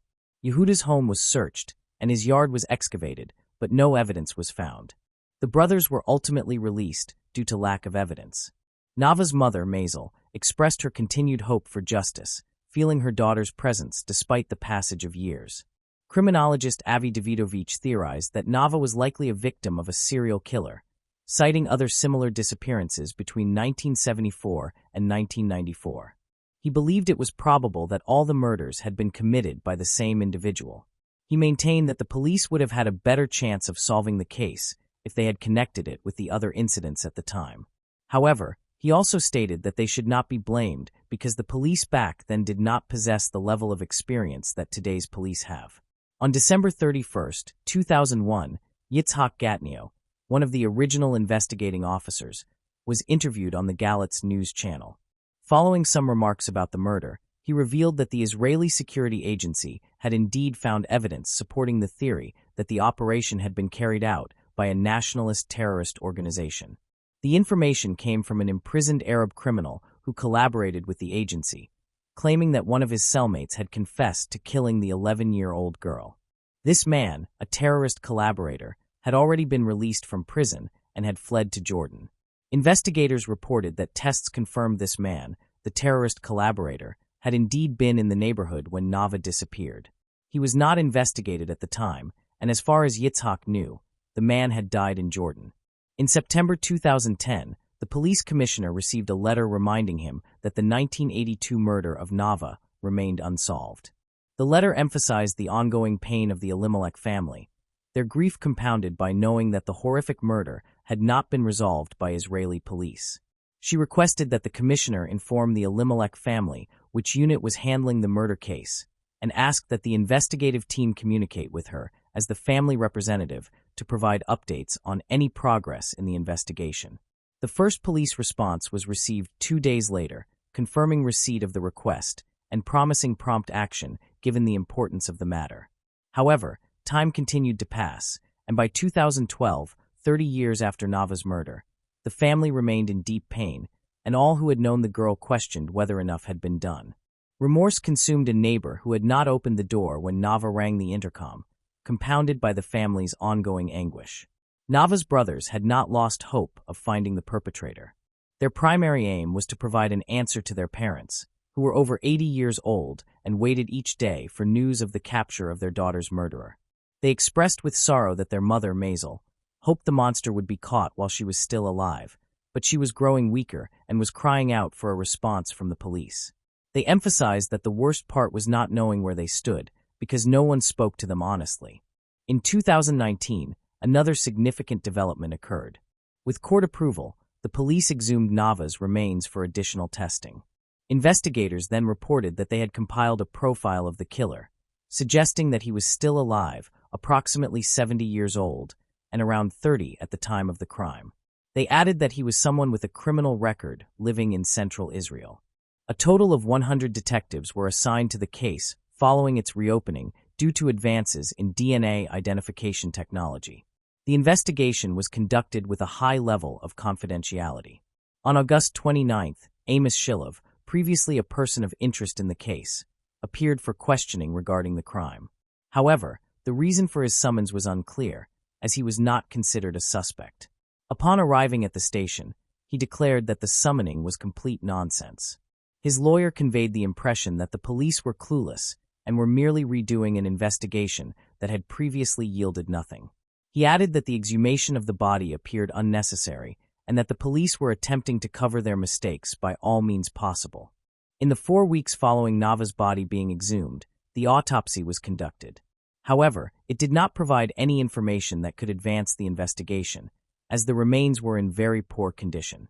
During that time in August 2019, the police returned to Nava's parents the earrings she had been wearing when she was killed, but did not disclose when or where they had been found. One of her brothers stated at that time that there was no new information apart from the earrings, which nonetheless gave them hope, because the police said that once the investigation concluded, they would provide the family with all the answers. Currently, the case remains open, and no new information has been disclosed due to a gag order restricting the publication of any details. The police provided only brief information, stating that the exhumation of the body had recently taken place in coordination with Nava's family. They also mentioned that the investigation was being overseen by the Tel Aviv District Attorney's Office. In 2019, Maisel, Nava's 90-year-old mother, told the Israeli media that the family had agreed to do everything possible to uncover the truth and identify the person who committed this atrocity. She added that she would give her life and whatever was necessary to find the individual who took her 11-year-old daughter away. She also emphasized that she had no idea who her daughter's killer could be, but believed that the friend Nava had gone to visit, and the friend's mother did know, yet were unwilling to tell the truth. It is true that Tali and all her other friends were investigated, and although she was repeatedly interrogated, no evidence was found linking her to the events. An investigator who was part of the Bat Yam police at the time of the crime stated that a large team of agents worked exclusively with the family and friends to follow every lead, no matter how small, and found nothing implicating Tali. Therefore, he did not believe she had any involvement in the murder. Nava's sister stated that they had agreed to open her grave because the mystery of her murder haunted them daily, while their elderly and ill parents continued to fight undaunted, waiting for an answer and resolution. One of Nava's brothers mentioned in an interview that the police had informed the family that, with the new technology available, progress could be made in the case. He affirmed that they were still holding on to hope because his sister had been a kind-hearted little girl, and one terrible day their world had collapsed with her disappearance and death. Suspects, searches, investigation teams, special research teams, significance, conjecture, speculation, and zero results. The killer or killers have not been discovered to this day. Moving on to the next case. Sophie Leonette. 2 days before her death, a camera captured a visibly emaciated and hollow-eyed Sophie Leonette seated near a fireplace. The 21-year-old au pair had been systematically starved and tortured for weeks by her London host family. In the final photo, she appears frail and aged. Shortly afterward, her employers beat her to death and attempted to burn her body. The motive behind this extreme violence remains one of the most disturbing elements of the case. Sophie Leonette was born on January 7, 1996, in a small town in eastern France with a population of just over 60,000. Her parents, Catherine and Patrick Leonette, separated during her childhood. Catherine later remarried, but both parents stayed in the same town, allowing Sophie to remain close to each of them. Known for her kindness and compassion, she had a strong affinity for animals and children. She enjoyed horse riding, ice skating, music, and films, and she created independent documentaries on social issues such as climate change and animal rights. Despite being shy and introverted, Sophie's love for children led her to pursue a childcare course after high school.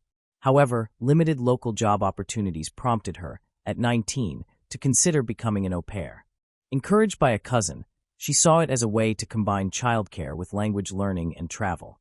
In 2015, Sophie Leonette connected with Sabrina Couder and Wissam Medouni, a French couple living in the upscale Southfields neighborhood on Wimbledon Park Road, London. They were seeking a French-speaking au pair for their 2 children. Sophie applied, was promptly hired, and by January 2016, shortly after her 20th birthday, she left her hometown for London, unaware of the nightmare ahead. There, she met her employers, Sabrina, born in 1983, and Wissam, born in 1978. The two, of Algerian descent, had met in France when Sabrina was 18, working at a crepe stand at a fair. Wissam, 5 years older, became infatuated with her immediately. Though she showed little interest at first, he persistently pursued her, drawn to her striking appearance and magnetic personality. Despite her manipulative and volatile behavior, they entered a deeply dysfunctional relationship that would span 17 years. In 2004, at age 22, Sabrina moved to London in search of better prospects. She initially worked as an au pair and aimed to establish a career in the fashion industry. Wissam soon followed. With a background in economics from the University of Paris, he secured a position at the London branch of a French bank. They remained unmarried. Their relationship was unstable, marked by repeated breakups and reconciliations, with Sabrina dominating the dynamic. She was frequently unfaithful, often leaving Wissam for other men, only to return, and he consistently accepted her back without resistance. Around 2008, Sabrina had her first child, but the child's name, age, and paternity remain unclear. During her years in London, Sabrina worked in various jobs while trying to enter the fashion and cosmetics industry. Sabrina Kuiter's turning point came in 2011 when she became involved in a pyramid sales scheme linked to a telecommunications company and met Mark Walton at a bank in Notting Hill. Mark, a former member of the Irish boy band Boyzone, quickly became romantically involved with her. Their relationship introduced Sabrina to the celebrity world, leading to jobs as a makeup artist for high-profile clients. She later ventured into fashion design and songwriting. The relationship lasted 2 years, during which she allegedly had a second child in the United States, reportedly fathered by Mark. He later described her as pathologically jealous, accusing him of affairs with male sex workers and secretly placing surveillance cameras to monitor him. After the breakup, Sabrina returned to London and resumed her relationship with Wissam Madouni, who readily accepted her back. With Wissam working in finance and Sabrina finding success in fashion and cosmetics, they maintained a comfortable lifestyle in a wealthy area of London. However, their relationship remained deeply dysfunctional. Though married through a traditional Muslim ceremony, Sabrina frequently mocked their union, referring to Wissam as a friend or relative while continuing to pursue other men. Their home life was unstable, marked by frequent shouting and Sabrina's constant criticism. Still, the couple stayed together, trapped in a cycle of conflict. Neighbors viewed them as antisocial and unusual. Sabrina maintained a glamorous appearance, but the couple's behavior drew complaints. They regularly left garbage outside for days, blocked driveways, and failed to pay rent on time. Sabrina remained obsessed with her ex, Mark Walton, accusing him of outlandish and false acts, including sexually abusing a fictitious cat, using black magic, and hiring a helicopter to spy on her. Police received over 30 complaints from Sabrina about Mark, all of which were baseless. Her harassment escalated to the point that she was issued a formal warning for creating a fake social media profile to accuse him of child abuse. It was later revealed that Sabrina suffered from depression and borderline personality disorder, which caused her to experience extreme mood swings, paranoia, and delusional thinking. Although Wissam Madouni showed no signs of mental illness, Sabrina successfully manipulated him into believing her fabricated accusations. Into this volatile and chaotic environment stepped Sophie Lionnet, young, idealistic, and unaware that her pursuit of a better life would soon descend into horror. At first, her experience as an au pair appeared positive. The children liked her, the work was manageable, and she earned €50 a week. She connected with other nannies nearby and, during phone calls, told her mother she was happy. She even bonded with Sabrina, sharing tea and conversation. Sabrina, enthusiastic about beauty and styling, once gave Sophie a makeover. But the calm was short-lived. Sabrina's abusive behavior soon emerged. It began with verbal outbursts, screaming and insults over minor mistakes such as tripping, breaking a dish, or being late with meals. This quickly escalated into physical violence, including slapping and pulling Sophie's hair. The attacks were sudden and unpredictable. Passive and non-confrontational by nature, Sophie was unequipped to respond. She had never experienced such aggression and responded with silence, isolation, and attempts to appease. But nothing she did was enough. Sabrina had already fixated on her as a target. The abuse intensified. Food was withheld, causing Sophie to lose weight rapidly. As her body weakened, her mental state deteriorated. Eventually, the couple confiscated her passport and stopped paying her altogether. Sophie Lionnet was effectively imprisoned, trapped in a home where she endured constant psychological and physical abuse. Despite her fear and isolation, she made attempts to seek help. On one occasion, she confided in a fast food restaurant owner, stating she was being beaten, but no action was taken. She also tried to reach out to acquaintances of the family, but Sabrina intervened, publicly confronted her, and forced her back to the house. A local fish and chip shop owner later recalled seeing Sophie alone in his establishment, visibly distressed. When asked what was wrong, she quietly said her mother was ill. Due to her shy demeanor and limited English, Sophie rarely spoke to strangers, which further hindered her ability to get help. She had communicated with her family about possibly returning home earlier than expected, and while her parents sensed tension, they were unaware of the severity of her situation. Overwhelmed by fear and emotionally manipulated, Sophie became paralyzed, unable to escape. The abuse continued for nearly a year, steadily worsening. By April 2017, 15 months into her employment, her mother, Catherine, noticed a change in Sophie's voice during a call. She sounded tired and unhappy, expressing a desire to return home. On August 8th, Sophie called again, crying and confused, asking for £40 to buy a ticket. Her family sent the money, and she booked her return for September 18th, 2017. But she would never make that journey. Sabrina's paranoid delusions and obsession with Mark intertwined with the abuse towards Sophie. She began to believe that Sophie and Mark were plotting against her, accusing the nanny of sleeping with him and being a child abuser. She also claimed Sophie was spying for Mark, planning to help him enter their home to drug and sexually assault her, Wisam, and the children. These accusations were baseless, but Sabrina convinced Wisam they were true. Initially, Wisam would look the other way when Sabrina yelled at or hit Sophie, but he eventually started actively participating in the abuse. Sabrina told Sophie she could only leave if she admitted to working for Mark, but Sophie refused to acknowledge this. In an attempt to extract a confession, they subjected her to hours of inhumane treatment and interrogation. They dunked her in the bathtub, beat her with cables, and threatened her with sexual assault. These sessions were recorded on their cell phones, resulting in 8 hours of footage. Brutal duo finally broke Sophie, who confessed to an affair with Mark, a man she had never met and who had been living in Los Angeles since 2015. Sophie believed that telling Sabrina what she wanted to hear would secure her release, but it did not. In fact, her nightmare intensified. On September 19, 2017, after nearly 2 years of working for the couple, 21-year-old Sophie was savagely beaten in the bathroom, resulting in her death. The following afternoon, on Wednesday the 20th, Wisam lit a bonfire to burn Sophie's body, adding chicken and meat to mask the smell. Neighbors reported thick smoke and a strong odor from the garden to emergency services. Authorities arrived at the residence around 6:20 p.m., by which time the bonfire had burned for about 3 hours. A firefighter on the scene sensed something was wrong. While extinguishing the fire, he discovered what appeared to be human remains, including what resembled a nose, along with clothing and jewelry. When questioned, Wissam Maduni claimed he was burning a sheep carcass, attributing the remains to the animal. The firefighter noted Maduni's discomfort and resignation during questioning. Police recovered the charred remains and a pair of melted glasses. 2 days later, Sabrina Kuiter and Wissam Maduni were arrested on suspicion of murder. They appeared in criminal court on September 26th. At that time, Sophie's remains had not been officially identified, though the press had reported her as the victim. Sabrina wept throughout the hearing and repeatedly asserted her innocence. Both admitted to attempting to dispose of the body, but denied responsibility for Sophie's death, blaming each other. In his initial statement, Maduni claimed Sophie died accidentally during an interrogation in the bathroom.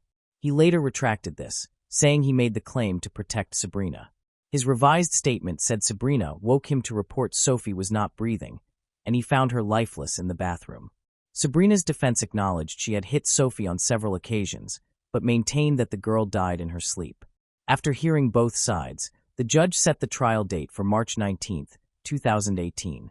Sabrina and Wissam were remanded to prison while the police continued their investigation. No bail was requested. According to the pathologist involved in the investigation, the body was so severely burned that determining the victim's sex and age was initially impossible. On October 3rd, 2 weeks after the incident, DNA tests confirmed the remains were those of Sophie. The autopsy revealed that at the time of her death, she had a broken jaw, a fractured sternum, and 5 broken ribs, injuries sustained within the last 36 hours of her life. Due to the extensive burns, the exact cause of death could not be determined. However, it was established that she might have died from a head injury, neck constriction, or drowning. The trial began on March 19, 2018. Sophie's parents traveled to London with financial support from the French government to attend the hearings in person. The prosecutor Richard Horwell argued before the jury that the couple had killed Sophie out of vengeance, aiming to punish a man the young French woman had never met. He described Sabrina's accusations against Sophie as pure delusional fantasy and characterized Wissam as a weak, submissive, and docile man. Another prosecutor added that while only Sabrina and Wissam knew exactly how they killed Sophie, It was proven that she died as a result of sustained violence, not an accident. The forensic psychologist testified that Sophie had been horrifically interrogated for at least 12 days, as evidenced by videos found on the couple's cell phones. She also stated that Sabrina admitted to having sex near the body of her victim, claiming Yusum forced her, which demonstrated severe dissociation and a lack of remorse. The jury was shown several videos of the interrogations. In one, dated September 11th, 9 days before the crime, Sabrina could be heard yelling at the victim, accusing her of destroying everything. She also prayed aloud, asking God not to make her touch Sophie, saying she didn't want to dirty her hands. Another recording from September 18, 2017, shortly before Sophie's death, showed her making a confession. The footage revealed her emaciated and broken state, and the prosecution argued that this confession was not given voluntarily. Richard Horwell described the actions of the accused as a campaign of intimidation, martyrdom, and violence that completely destroyed young Sophie. He stated that the couple's plan was to dispose of the body, claim the nanny had returned to France, and deny any involvement in her disappearance. Sabrina was identified as the mastermind behind the plot due to her obsessive fixation on Mark. Wisum, initially a follower, became a willing accomplice in the crime. Mark, contacted by the London police on September 21st, flew from Los Angeles to testify against Sabrina. During his testimony, he explained that he and Sabrina had been in a relationship for 2 years. He admitted to being deeply in love, but described Sabrina as highly volatile and unpredictable. Mark recounted her frequent fits of rage in public scenes, regardless of location. During the trial, it was revealed Sabrina had previously employed nannies but consistently dismissed them, suspecting theft and flirtation with Mark. The musician confirmed he first learned of Sophie when London police contacted him after the crime. Sabrina's defense used Wissam Maduni's initial statement against him, highlighting his admission that he struck Sophie's face, causing her to hit the tiles, lose consciousness, and slip underwater. Her lawyer added that Maduni attempted to revive Sophie after realizing she was unresponsive, but failed. At sentencing, a letter from Sabrina to Sophie and her family was read aloud. Sabrina expressed that she and Sophie had shared both good times and sorrows until tragedy struck. She said she thought about Sophie daily, feeling sadness and shock over her absence. Sabrina described the situation as a terrible nightmare she wished to wake from, living with regret and sorrow. She concluded with a hope for Sophie's peaceful rest with God. Seeking leniency, Sabrina's lawyer argued her actions stemmed from delusions and personality disorders, causing an irrational fear that Sophie was conspiring with Mark against her and her family. The judge acknowledged the couple shared a psychosis, with Sabrina as the primary sufferer, but ruled this did not excuse the brutal abuse and murder. The prosecution convinced the jury of their guilt. On May 24, 2018, after a 2-month trial and 6 days of deliberation, Sabrina Kuiter and Wissam Maduni were convicted of Sophie Lionet's murder. Sabrina Kuiter and Wissam Maduni were sentenced to life imprisonment with a minimum term of 30 years. The judge declared that both had inflicted unbearable suffering on Sophie, forcing her to believe she would drown if she did not provide the information they demanded.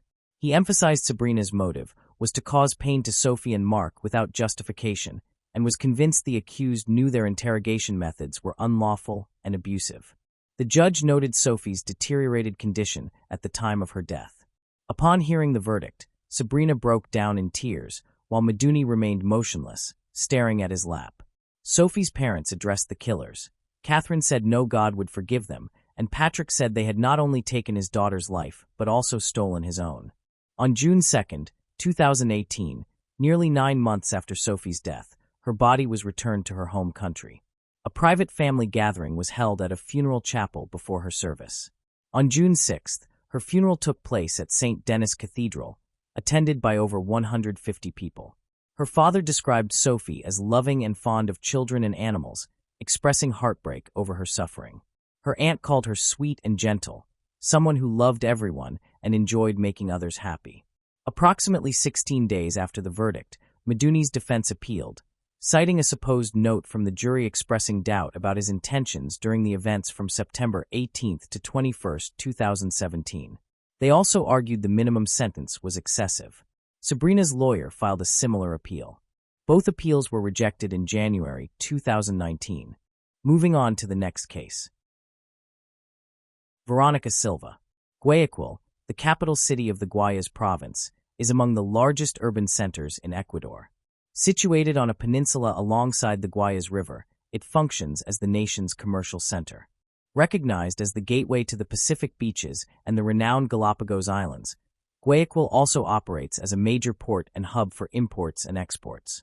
It ranks as the second most populated city in Ecuador, after Quito, with an approximate population of 2.7 million. Around 400,000 of these inhabitants reside in Guasmoser, one of the informal neighborhoods located in the southern central area of the city. Guasmoser is regarded as the poorest neighborhood in Guayaquil.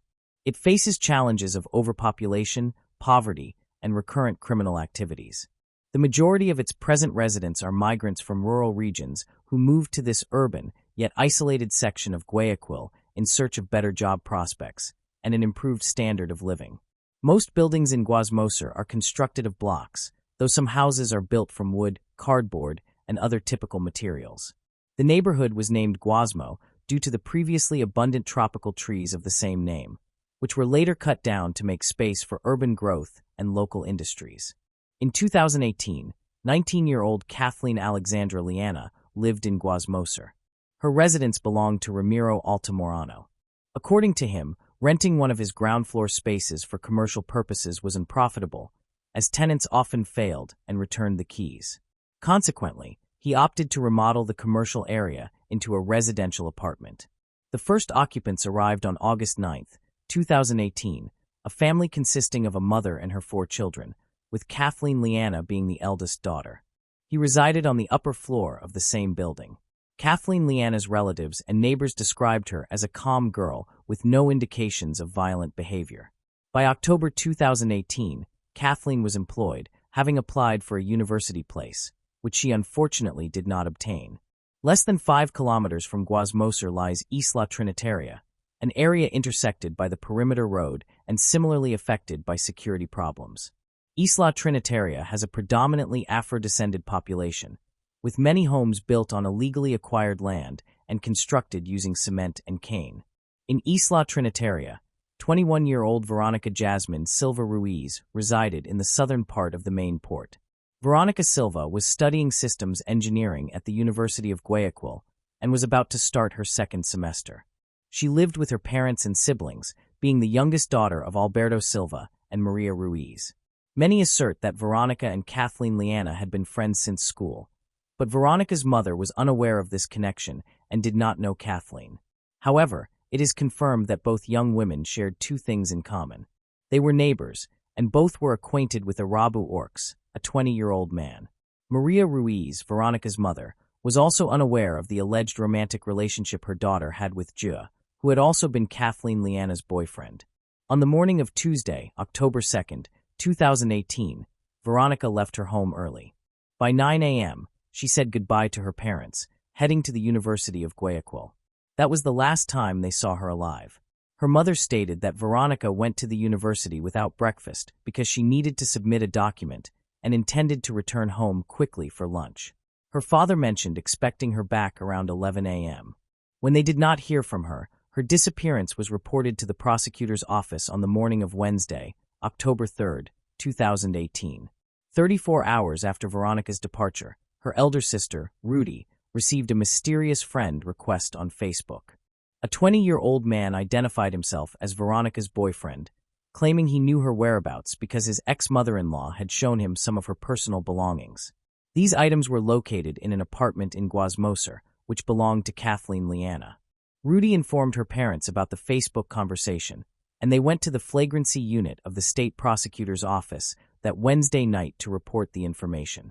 Around 7 p.m., investigators from the National Department of Crimes Against Life, Violent Deaths, Disappearances, Extortion, and Kidnapping confirmed that the body they had discovered dismembered at 2 p.m. that same day matched the family's descriptions. Initially, it was believed that Veronica had never gone to the university that day, but had been lured to Kathleen Liana's apartment, located 6 blocks from where they found Veronica's dismembered body. Liana allegedly called Veronica to gossip about her boyfriend, who had previously been Liana's partner and, according to Liana, was still secretly seeing her. Later, it was confirmed that Veronica did attend the university on the morning of October 2, 2018, as she had told her parents. This account was corroborated by a university professor and later shared with agents from the National Department of Crimes Against Life, Violent Deaths, Disappearances, Extortion, and Kidnapping while they were investigating the disappearance. Veronica Silva was last seen at the university with a young woman believed to be Kathleen Leanna and a young man. Their identities could not be confirmed as the faculty's security cameras were offline.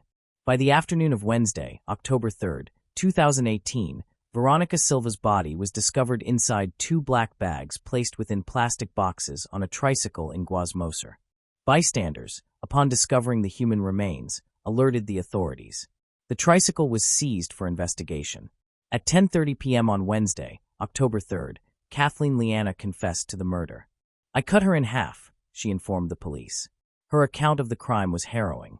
Kathleen claimed she had invited Veronica Silva to her home on Tuesday, October 2, under the pretext of gossip. In reality, she intended to confront her about the relationship Veronica allegedly had with Kathleen's ex-boyfriend. The two were supposedly still seeing each other secretly, and he had proposed to Veronica. When Veronica tried to leave, Kathleen threatened her with a knife. Kathleen tied Veronica's arms behind her back with plastic and began strangling her with an electrical cord.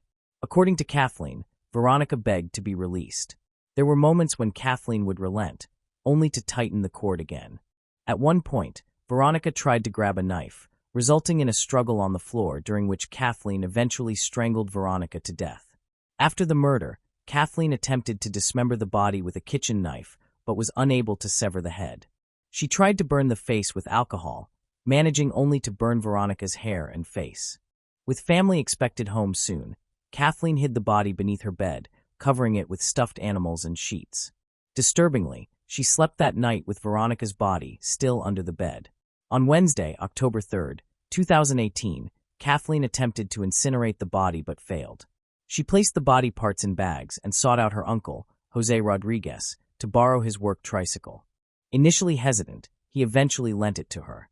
When she delayed returning it, he went to look for her, but she could not be found. Kathleen later told him the tricycle had been stolen, but he learned from colleagues that the police had confiscated it due to its involvement in a death. Kathleen also admitted asking a passerby for assistance in loading the heavy bags onto the tricycle. After placing Veronica's remains on the tricycle, Kathleen paid a minor cousin $5 to help push the tricycle toward a garbage dump, with the boy unaware of the gruesome contents inside the bags. 5 blocks from Kathleen's house, one of the bags fell off the tricycle. Panicking, Kathleen fled when a security guard approached her for littering. Ramiro, the owner of the building where the murder took place, stated he never heard any alarming noises or cries from upstairs. He only noticed a strong odor, similar to chicken blood. Considering that chickens are frequently slaughtered in the area, he dismissed the smell, not suspecting it came from a human body or his own building. In fact, he even considered confronting them about a potential spill, but his wife advised against it. That night, more than 10 police officers raided her house. Upon surrendering to the police, Kathleen Leanna claimed she had acted alone. However, investigators suspected there might be other accomplices. Veronica's mother, Maria Ruiz, also doubted that Kathleen had acted alone, citing her daughter's height and physical strength. Based on Kathleen's account, the primary theory presented by the National Department of Crimes Against Life, Violent Deaths, Disappearances, Extortion, and Kidnapping was that of a crime of passion fueled by jealousy. Specifically, it was believed to involve a presumed love triangle including Veronica Silva, Kathleen Leanna, and Hare Alexander. Notably, Veronica's mother had never heard of these individuals before. Later, Kathleen changed her story, implicating Hare in the crime. She alleged that Hare was prostituting them through a website and participated in Veronica's murder by holding the electrical cord used for strangulation. According to the attorney representing Veronica's family, the young university student was killed for refusing to engage in prostitution via a website supposedly run by Hare. In September 2019, Kathleen Leanna was sentenced to 34 years and 8 months in prison for the murder and dismemberment of Veronica Silva in October 2018. Kathleen's defense appealed the ruling, deeming it unjust. In October 2020, an appeal hearing was held, conducted virtually due to the coronavirus pandemic. The presiding judge denied the defense's claims, which now argued that Kathleen had only disposed of the body and had not committed the murder. The verdict against Kathleen Leanna included a fine of 1,000 basic salaries to the state and $20,000 in compensation to the victim's mother. During a hearing at the prosecutor's General State Flagrancy Unit, Kathleen Leanna's defense requested a psychological evaluation for their client and proposed her transfer to a psychological care institution instead of the Female Social Rehabilitation Center, where she had been sent. The forensic clinical psychologist stated that Kathleen might exhibit psychopathic traits along with signs of schizophrenia. However, since she acted with clear intent and awareness, she was not exempt from legal responsibility. She had carefully planned every detail, demonstrating premeditation and malice when committing the crime. Before becoming the center of attention, Hare told the public prosecutor's office that he had known Kathleen Leanna for 3 years and had been in a romantic relationship with her for 2 years. He mentioned ending the relationship due to her possessive behavior, recalling an instance when she threatened him with scissors, warning him not to message any female friends. Hare also reported that on Wednesday, October 3, 2018, Kathleen called him asking if he had a machete. When he asked about its purpose, she claimed it was to clear some shrubs outside her house. Later that afternoon, he received a message from Kathleen saying she needed to leave because someone was trying to kill her. This was the account Hare shared with the public prosecutor before becoming a prime suspect himself. Not long after, the police sought him out for questioning. Veronica Silva's mother acknowledged that, while nothing could bring her daughter back, she took solace in knowing that her daughter's killer would face a significant sentence for the heinous act. To her, justice had been served. She stressed the importance of apprehending Hare, who was still at large and whom she believed also had a role in her daughter's murder. On October 6, 2018, Veronica Silva's funeral took place. Her head was adorned with a white lace crown, making her appear like a sleeping maiden. During the ceremony, the song Amor Eterno by Juan Gabriel played. Her mother was inconsolable, speaking to Veronica through the glass of the casket, pleading for her to look back. Maria's grief was profound, screaming as she refused to let go of her daughter. It was a loss she would never overcome, one that would scar her life forever. Maria repeatedly expressed that her daughter, a calm and peaceful young woman, did not deserve such a brutal, horrific end. After all, who does? In September 2021, the National Police confirmed the arrest of Jair Alexander Borges-Bastidas, believed to be the second individual involved in the murder of his girlfriend. Thanks for watching. I hope you enjoyed exploring these intriguing cold cases with me. If you found the video fascinating, don't forget to give it a thumbs up and subscribe to Cold Case Mystique for more deep dives into cold case investigations. Your support helps me bring you more compelling content. Leave a comment below with your thoughts or any cases you'd like me to cover next. See you in the next video. And remember, the search for truth never stops.